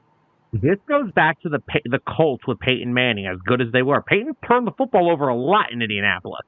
Yeah. And guess what? He lost every year to the guy who didn't turn the football over, Tom Brady. Mm-hmm. And we're right back in that situation between Josh Allen and Patrick Mahomes. Yep. Like I said, guys, Joe Burrow is the only thing that can stop this dynasty in Kansas City. It is not Josh Allen. Not so fast. Because at number 9, they have the Houston Texans on the list with the up-and-coming C.J. Stroud. This is ridiculous. Wait, what number are they at? Number 9. Who's number 8? Number 8 was the Bills. Oh, okay. I didn't know we were that low. My mistake. Sorry. Yeah. So you want to talk about a team that, yes, I would definitely put them in the top 10 offensive category. I'm putting them over the Packers, over the Bills, maybe over the Dolphins. Hold on, real quickly. We can keep going. Anthony, I want your top 5 quarterbacks right now in these comments. I need to see what your top 5 is. Because if you think Josh Allen's top 5, I got to see who those other 4 are. And I want them in order. From 1 to 5. I want in order top 5 because I need to see that. That's right, too. Because he has a strong arm, yeah. Where does that get him? He's got an inaccurate arm. Yeah. It's strong. How many overthrows did Diggs did he have in the red zone last year to lose them games? Mm-hmm. And that's why Diggs is no longer with him, and he's now part of the Houston Texans. Yeah, guys. Josh Allen's so good. His 2 wide receivers left. Yeah, that's real top 5 to me. Yeah. So, already taking into consideration how lethal their offense was last year with the 2 young guys, Nico Collins and Tank Dell, they go in and they get Stephon Diggs to add to the mix. They traded for Joe Mixon. There you go. They brought back Dalton Schultz. Yeah, brought back Dalton Schultz. I think they still have Dameon Pierce. Yes, he's their number 2 right now. So they are just cooking. Their offensive line is pretty solid, led by Laramie Tunsil. The Titus Howard. Dolphins' biggest mistake, thinking that he wasn't going to pan out. Biggest mistake. Yeah. So, honestly, I would have the Texans up a little bit higher on this list for sure. Especially with the addition of Diggs. Easily. This is disrespectful. You know why this list is a joke, me just reading through it? Is so many key additions that these teams have made on this list. Like, the Packers, there was no mention of Josh Jacobs. With the Texans, there's no mention of Stephon Diggs. Like, how are they putting him in the top 10 and they're not even mentioning it? They mentioned Joe Mixon, at least. I don't want to know why the Texans are 9. You think they should be higher? Yeah. Well, guess what? A lot of teams should be higher, Sam. Results spot on here. Stroud makes the second-year jump, and this will be a top-5 offense. I think it's easily going to be a top-5 offense. Who's number 10? Number 10. It's another one of those what-ifs, and I'm not mad about it. Indianapolis Colts. Now they're looking at, Anthony Richardson coming back healthy. Saw what he could do last year under Shane Steichen for a little bit. Just Shane Steichen's offense in general warrants a top 10. He's got the guys there. He's got the personnel. If his starting quarterback stays healthy, Anthony Richardson, I don't think they'll have any issues being a top 10 offense. Well, Matt's already annoyed with it, so you better talk him off the ledge. I agree with you. So, no, Matt, I get it. You might be annoyed, but here's the thing, right? We could rework this whole top 10 to include both the Eagles and the Colts and probably some other teams that got snubbed off here as well. Get the Packers off this list. Get the Packers off the list. Get the Bills off the list. Get the Rams off the list. Get the freaking Rams off the damn list. So here's that opens up 3 spots right there. Hold on. Here's Anthony's top 5. In order, he goes Patrick Mahomes, Burrow, Hurts, Allen, Stroud. I actually don't hate this. I love what he says about Lamar. And I don't love what he said about Lamar. Now, I'm very critical of Lamar Jackson, right? No, you guys are not. I am. I've always said he needed to improve his arm and his talent. So what did he do last year? He had his best year throwing the football, and no one wants to give him any credit. People just want to shit on him, still call him a running back. He actually improved. Look at his numbers and tell me he didn't. If you look at his numbers and say that you didn't, you either can't read or you're just arrogant and don't want to admit it. All I know is that the Chiefs made him Lamar's not be a passer, and it didn't. Well, hold on, no. I was told he improved, but yet I watched him play against the Chiefs, and he couldn't do anything. Okay, they made him throw the football, and it cost them. No one said he was perfect. Still, he's still got a lot of. See, his improvement wasn't a big step because he was never a good passer. So he's making strides. If he can continue to make those strides, then maybe he can actually be a reliable passing quarterback. You do real okay? Can I please just have the mic for a moment here? No. It's year 6. How much longer must I wait for this finished product of a passer? It's year 6 of his career. Why don't you ask Baltimore? They just gave him that big extension. And it's going to cost them. It might. If you put these quarterbacks up as talents in general, enough with the freaking stuff with Lamar. Oh, and Matt, I misread it. Matt actually does have Lamar top 5. That's fine. He says if you don't think he didn't improve, you either 1, don't know football, or 2, you're a Lamar hater. Sam's a Lamar hater. Because the 1 year Sam had him, he flopped. No, I've hated Lamar since he came into the league. Lamar Jackson, okay, he improved. You know how you can look like you've improved when you absolutely suck at something. Like, no. And here's the perfect one. Ben Simmons that 1 year hit 1 3-pointer. Oh, he improved as a shooter because he actually shot a 3-pointer, right? I guess that's improvement. He didn't shoot enough. He did not shoot enough 3-point. Now, let's say if Ben Simmons shot over, like, I don't even know. What's a fair amount of 3-pointers? Let's say he attempted over at least 30. Okay, then that's something to base it off of. But if he just shot a couple and he actually hit one, I remember, didn't he bank one in one time? And I was he actually made a corner one and he freaking laced it. But he shot a 3 and made it. That's improvement, though, right? That's what we're basing this off of. It's improvement. Sam, stop. We're talking about football, 2 different sports. Because, like I said, if you want to bring that, if you want that to be a valid comparison, he needs more reps. And Matt, I'm in the same boat as you, right? I've never wanted anything to do with Lamar after the 1 year I got lucky that he won his first MVP in fantasy. That's I didn't want anything else to do with him because I always said he's still not the passer that you need in the NFL these days. And if But he's not last there year, by year 7, he he's finally never took going a to be. stride. So now you want to go and you want to criticize him for the lack of play against the Chiefs. Okay, how many other quarterbacks lack in play against them? All I said was How many other in the quarterbacks AFC. choke in playoff games? Because he's not the only one. No, I understand that. I'm not saying he's not. But then but you know what? You're opening the floodgates for someone to say that about our quarterback in that Super Bowl then. You're opening that floodgate. So that floodgate can't be I'm not open saying because it, you but can you're look at the opening that stats. floodgate. I look at stats because stats are factual numbers that cannot be misconstrued.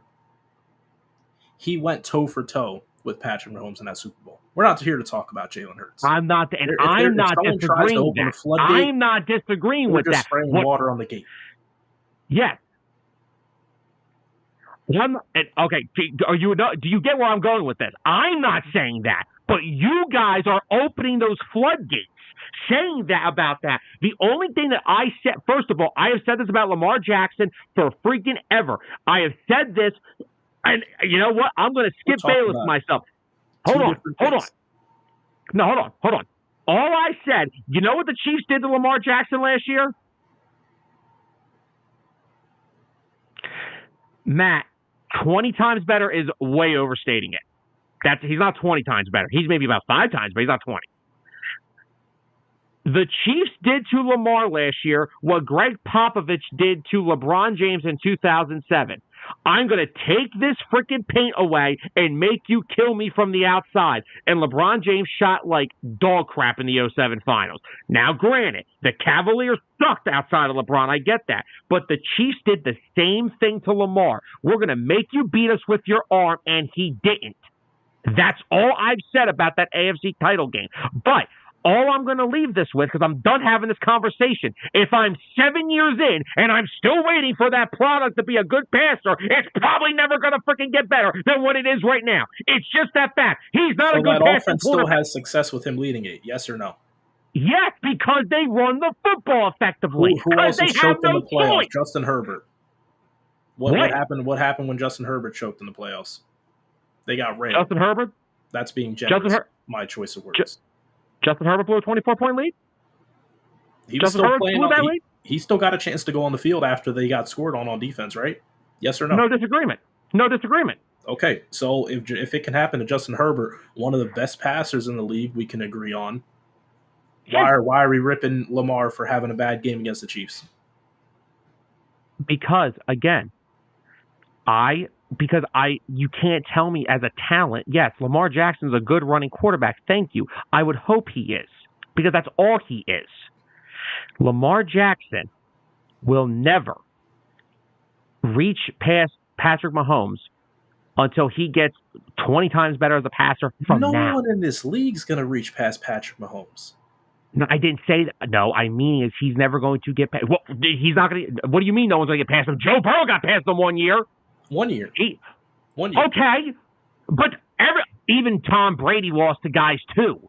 Yeah, exactly. But they still were never better than him. And actually, Tom Brady got past Patrick Mahomes too. Well, let's not forget that. He did. But all I'm saying is, to beat a guy like that, you have to go toe for toe with him, which Jalen Hurts did. Jalen Hurts, unfortunately, just got screwed by his defense. I don't view Lamar as a quarterback who can do that. You can only run so much until a team just puts all 11 guys in their box. You can only run so much until a team takes it away. Look at okay, and Anthony brought this up. Look at the Bills. They barely run the football, but they still freaking beat the shit out of teams because they throw it down their throats 24/7. Because Josh Allen, and I am not saying that Josh Allen, and let me take this right now, that Josh Allen and Lamar Jackson are not in my top 5. They are not. Neither of them. And I don't like either of them. So let's not sit here and say I just hate Lamar Jackson. I hate Josh Allen too. Okay, I don't like Josh Allen. Lamar Jackson last year threw for 3,678 yards. Okay. Career high. The only time he threw for over 3,000 yards was his other MVP year in 2019. I think that was, the MVP in 2019. Okay. He had 24 passing touchdowns, 7 interceptions. So where is that just always running the football? If he's always running the football, I'll tell you what stat line it is. It's going to be, let's see. Now, he didn't play a bunch of games in 2022. He missed a lot. Let's go to 2020. Wonder why that is. Why did he miss so many games? Oh, yeah, because all he does is run. He got hurt. That was one of the few years that he and if he was a lot of time. Yeah. He's had one of the cleanest bills of health as far as mobile quarterbacks go in this league. For now. He's not getting any younger. He's not getting any younger. Man, Matt, Anthony, I think I'm catching a Lamar hater. Okay. He's always been a Lamar hater. It's been his way since we started. Go ask Michael Vick how his career went after he got up to age like 29, 30 years old. Go ask him how that went. Okay, so I guess it's a good time that Lamar is actually starting to pass the ball better then. So he can become less of a runner. Yeah. That's fine. Only wide receivers they get him is the ones they draft because no one ever wants to go there. But, okay. You're going to lock up Zay Flowers and then now while you can because they'll be leaving soon. I don't know about that. Zay Flowers enjoyed a very good year. What's a very good year in those terms? I'll tell you in 1 second.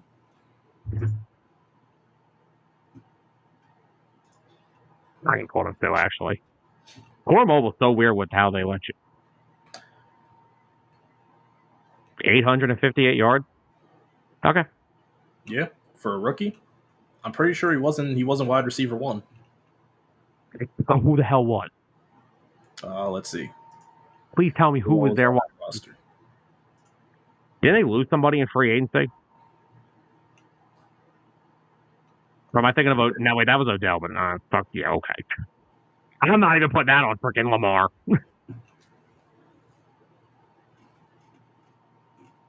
Wasn't Bateman. He only had like 300 yards. All right.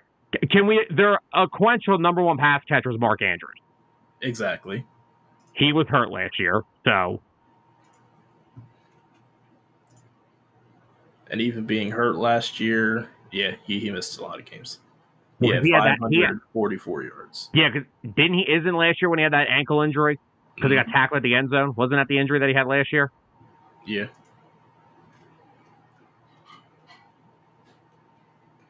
Let's see.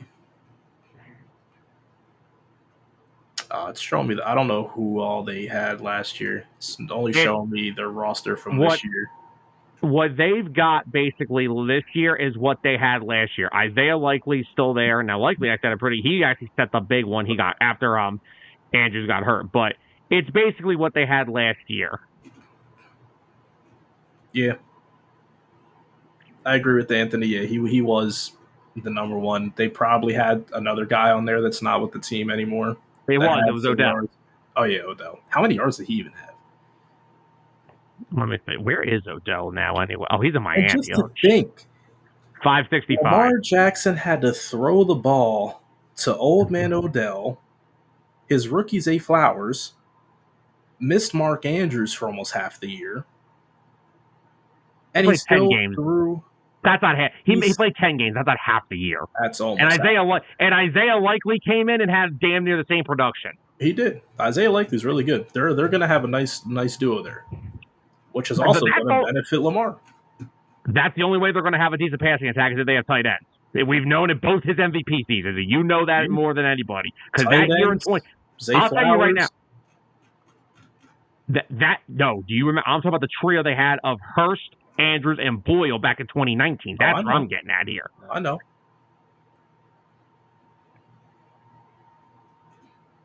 But yeah, Matt, I think that's good. I wish I could pin comments. Sam, pin that comment. Which one? Sam is a Lamar hater. Simple end of discussion. Let's pin that. Let's pin that because there's still a few more things I wanted to talk about with the top 10 offenses. Yeah, that's fine. So I've yet to see. All right. No. See, I'm not. Now you both got me annoyed here. I have yet to see. No. You know why? Okay. Shoosh, please. You want to know what a jump is as a passer? Jalen Hurts from 2022 to 2021. That's a jump as a passer. I've yet to see Lamar take You're that going to jump. get an argument out of me on that. You're not. But I'm just trying to give someone credit for when they made Look, Lamar Jackson is percentage too. First of all, let me just say this. Lamar Jackson is a two-time MVP. He has won two. Yes, he only won last year because it was a watered-down cycle. Three guys that should have been there, both had down years. One was hurt. That's all I'm saying. His MVP year last year was just as good as Jalen Hurts the year before. But Jalen Hurts didn't win it because somebody had a better season. That's all I'm going with. And the only thing I'm going with is, guess what? Hold on. Tom Brady played. I'm not comparing greatness here. All I'm saying is that Tom Brady, Peyton Manning, those guys play till 40 because they don't run. If Lamar Jackson, heaven forbid, can't run, he's going to be bona fide useless. That's all I'm getting at. I was just going to say I agree with what Anthony said. I wouldn't say bona fide useless, but definitely not top 10. If Lamar, I'm talking about when he gets older, not now. That's why I'm talking when he gets older. You were saying, yeah, he's been in the league 6 years. It's about time he finally started improving. Okay, if he's going to have a prolonged career, yeah, I get it. He's not the greatest passer we've ever seen by any stat, any metric. No. But if he's at least going to start to make improvements, it's good that he's making it now so he can try to transition into a different quarterback. He doesn't even need to be a top 10 quarterback. And I'm pretty sure I said Super Bowl with Joe Flacco, and Joe Flacco is just a middle of the pack guy. Joe Flacco was a better passer than Lamar Jackson. He was. But I'm just saying, in terms of the whole league, Joe Flacco was just a middle of the pack guy. Hold on. Joe Flacco also had Anquan Bolden, who is better than any wide receiver on the Ravens now. He had Torrey Smith. He had Ray Rice, who is better than any running back that the Ravens have ever had. And let's still not forget, they still had that bad defense led by Reed and Lewis. Let's be real now. And Suggs. And T-Sizzle. All three of them were in every conversation. So I'm not going to come on here and say that Lamar Jackson and Joe Flacco were completely night and day compare. I'm not doing that. I'm not that stupid. But yeah, useless, he wouldn't be useless. All right, no. Useless now? No. But if he was in his early 30s like Michael Vick was pretty useless when his legs went out. But you got to adapt. Vick didn't adapt. He tried, but it didn't work out. I think Vick just really never could stay healthy. Vick couldn't stay healthy. Yeah. Started suffering hamstring. When Vick got that hamstring injury in 2013, that was all she wrote. Lamar having an improvement in his passing, both completion percentage, how many yards, low turnovers. He showed that he can actually pass the ball. He's not just a running back. Yeah. Can't keep disrespecting this man, just calling him a running back. Yeah, it was funny for a couple of years when it actually, his stats kind of lined up like that. It was throwing just like 2,000-something yard seasons. Yeah, that was all cool and fun. But he's actually finally made an improvement towards being an actual quarterback. A dual threat quarterback. But I'm not going to let you and Matt sit up here acting like 30,000 yards is that freaking impressive. That's like middle of the pack these days. I mean, for a dual threat quarterback, that's what I just said. 36,000 passing and almost 1,000 rushing.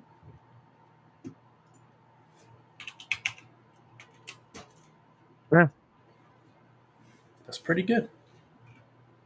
Dual threats don't win much in the NFL last time I checked either. And first of all, the only other takeaway I'm going to consider is I get what you said about the Jacksonville and Chargers game. If you flip Lamar Jackson and Justin Herbert on the teams they're on now, we're not even having this conversation. Lamar Jackson is in a light years better position than Justin Herbert. Maybe. There's no wide receivers, which is kind of the territory that Justin Herbert's coming into this year. He's got a bunch of young wide receivers. Yeah, but it looks like they're going to a more run-oriented offense, which it's kind of funny that they've signed two ex-Raven running backs in Dobbins and Gus Edwards. But come Sam, on, your hold on. No.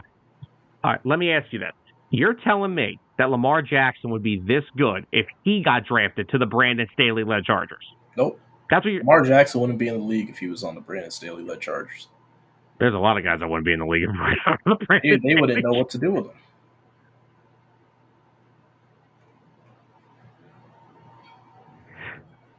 I know Matt's not telling me that if you gave Lamar unhealthy Keenan Allen and Mike Williams, he's throwing for 4,000 yards. Matt, get the hell out of here. No one's throwing for 4K with those two because they can't stay healthy. If it was them healthy, then yeah.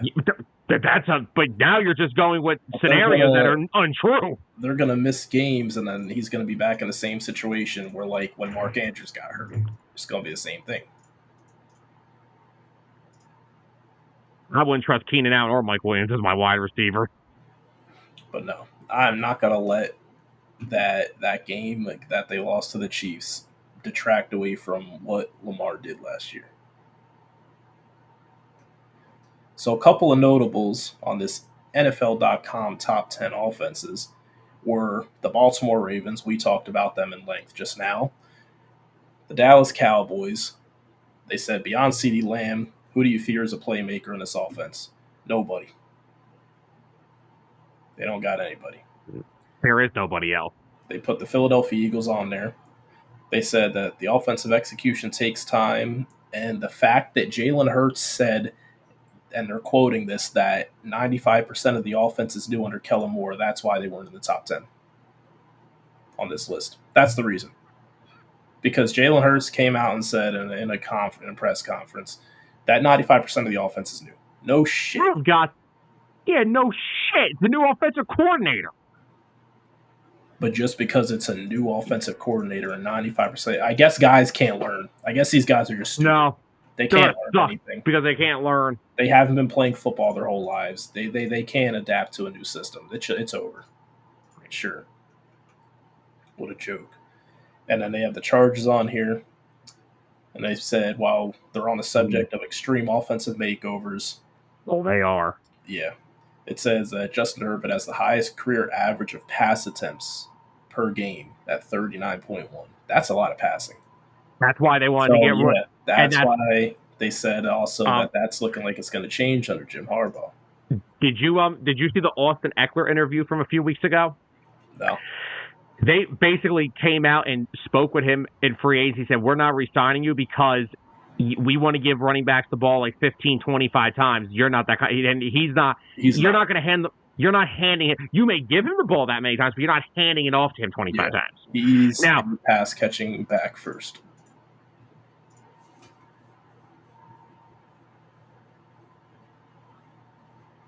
Matt, no disagreement here. Let me pin Matt's comments, because I haven't pinned a comment in like 25 minutes because you guys pissed me off. No, you just are drinking the haterade.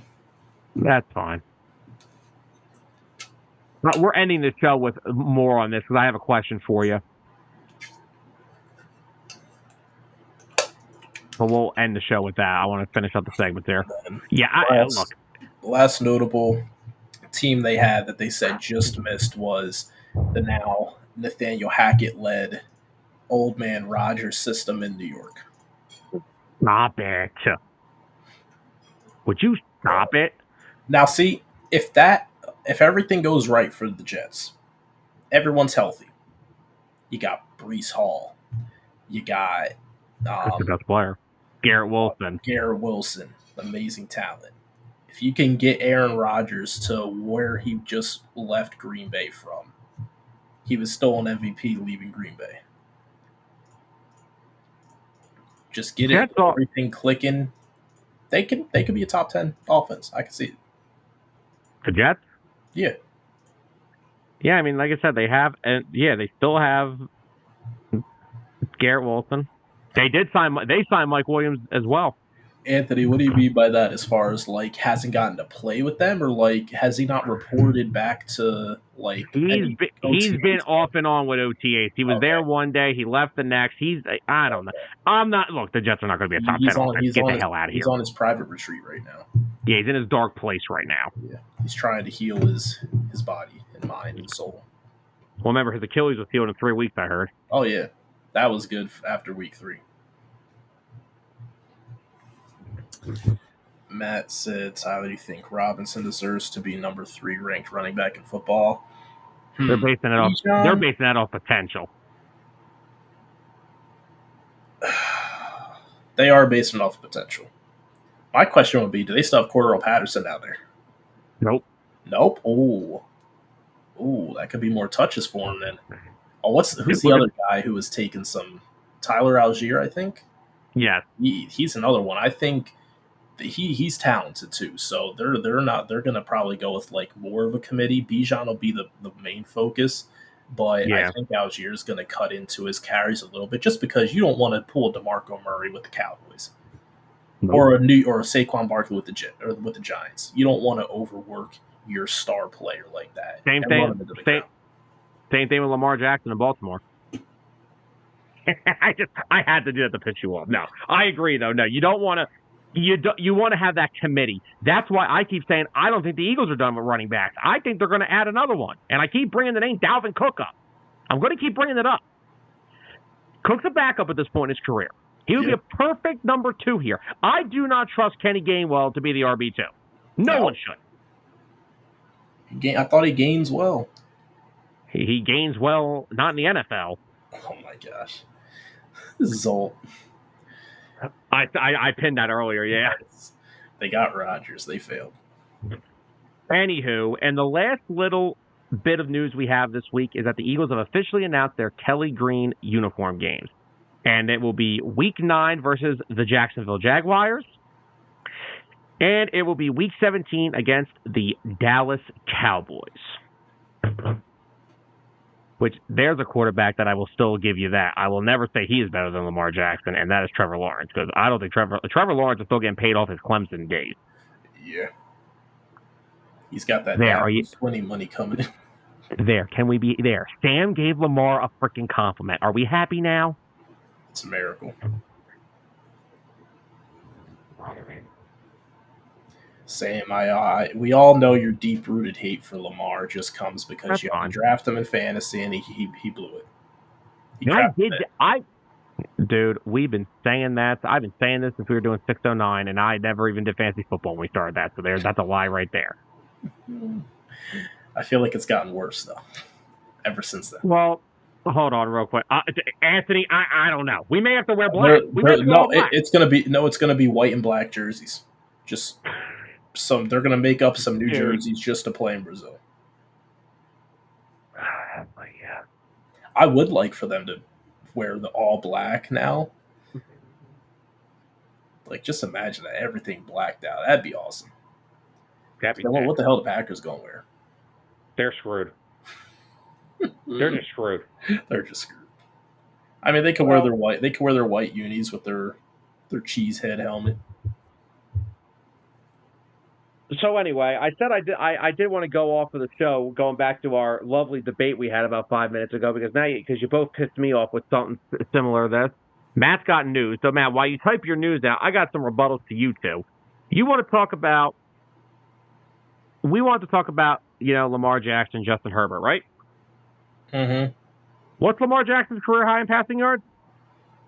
3,670 something. Okay, that's cute. That's 500 more than Justin Herbert's career low. Okay. Which was last year of 30,134. So when was it ever said that Lamar Jackson wasn't a better passer than Justin Herbert? The only thing that I said was that Justin Herbert also choked in the playoffs. Josh Allen also chokes in the playoffs. So Lamar Jackson made it all the way up to the championship game, and he had a bad game. How do you blame a 24-point blown lead on a quarterback like that?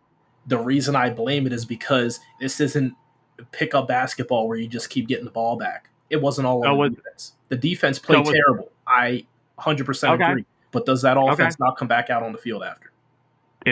I agree with that, but is 28-7 Matt Ryan's fault? It's the whole team's fault, I will say. Oh, now it's the whole team's fault. No, it's the whole. It was 28-3, Sam. Get it right, 28-3.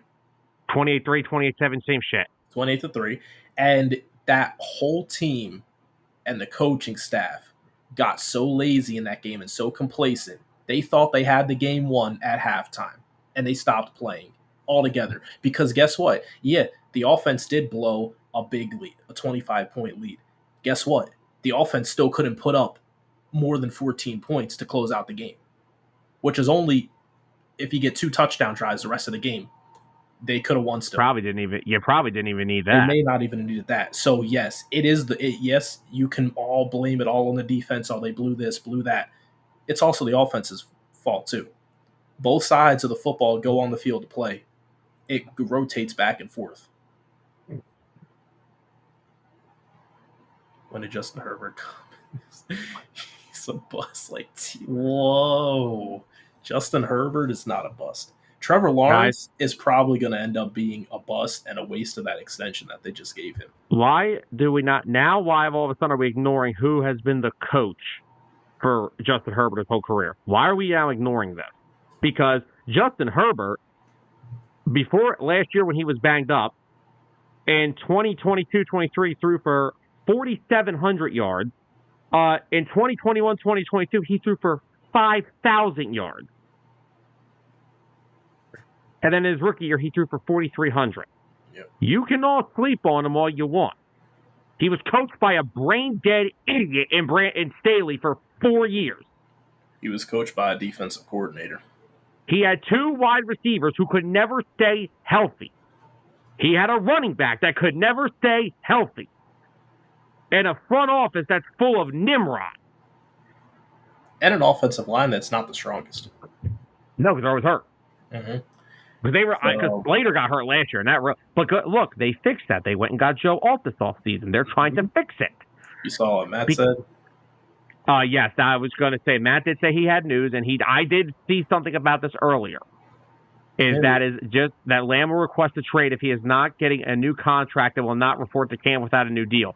The other detail I heard about this is also a possibility that he wants the deal to be at least $32 million a year. Whoa. So I also have breaking news. Good luck, Aaron Rodgers. Apparently, Rodgers' missed mandatory minicamp was pre-planned because he had a trip to Egypt scheduled in June. So apparently, it's not nothing. Him being unhappy with the team, nothing injury setback related. It's just he had a pre-planned trip. I actually just got another little thing from Darius Slay here. That's funny. Anthony, I still like Derek Carr. I still think he had potential. God. No, I don't know. Nobody watched Justin Herbert play. You all just proved to me that you don't watch Justin Herbert actually play football. You've all just proved that to me. I know how good of an arm he has. The only thing I said in the whole debate was that he choked in the playoffs too. That's all. It's a team effort. All right, then I'm blaming Jalen Hurts for blowing a 10-point Super Bowl lead. It's a team effort. Nah, it's a team effort. Whole team loses. Whole team wins together. Whole team loses together. Talent-wise, Justin Herbert's a top 5 quarterback in the NFL. Talent-wise, he is. Is it his fault that he's been in this shitty situation? No.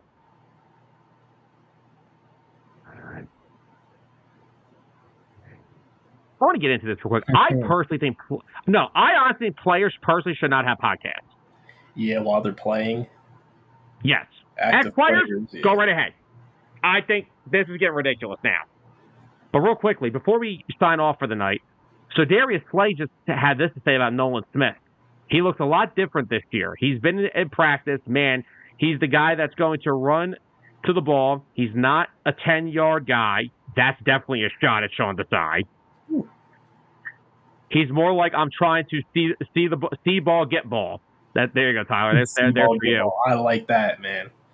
It's going to be a special year for him this year, especially after learning behind Hassan. I think he's going to be very special. Yeah, that's why I kept saying too. He fits that player mold of Hassan Reddick perfectly to a T, and being able to play behind him and learn from him. Go watch. If anyone go over to the Birds of the Gridiron YouTube. Go watch the video I put on Nolan Smith. I compared his numbers to rookies as well. that included Demarcus Lawrence and Hassan Reddick. Penn Anthony's comment. I was just going to. Man, focuses on the podcast more than football like Murray with Call of Duty. Jeez. Man. And Matt said that he thinks Smith will be the new Reddick. Well, before we go, I'd just like to point out that we thought this was going to be a shorter episode. This turned out to be our longest episode that wasn't an NFL draft show. Well, thanks for joining us on 609 Sports Talk. I mean, Birds of the Gridiron. Wait, what? Sir, we are not back over there. Man, we talked about some baseball. We talked about basketball. My God, we talked about everything tonight, honestly. It's all over the place. But anyway, guys, we're going to get up on out of here. We hope everyone enjoyed tonight's show. Matt says it's my fault. No, yeah, it's my fault, sure. Everything's my fault. Blame the host. That's fine. Well, we want to thank everybody for joining us tonight here on Birds of the Gridiron. We had a blast talking with everyone tonight. Zolt, Steven, Matt, Anthony, Dennis was in here with us for a little bit. You guys were all awesome tonight. These comments were, Matt, I absolutely am, and I'm going to stick by it. Because guess what? If he ever wins a Super Bowl, it's a team effort. I will give him zero credit. But anyway. Whoa, wait. If it's a team effort, everyone gets credit. Huh? Nah, that's fine. Semantics. But anyway, no, I'm kidding. But anyway, guys, want to thank everybody for joining us tonight. We hope you all enjoyed tonight's episode. Want to say one more time thank you to everybody who threw in their comments on the YouTube and on Facebook. This was a blast of a show, and we just want to thank everyone for all their support. And, of course, always go hit that like button on Facebook for us at Birds of the Gridiron, and go also hit that subscribe over on YouTube.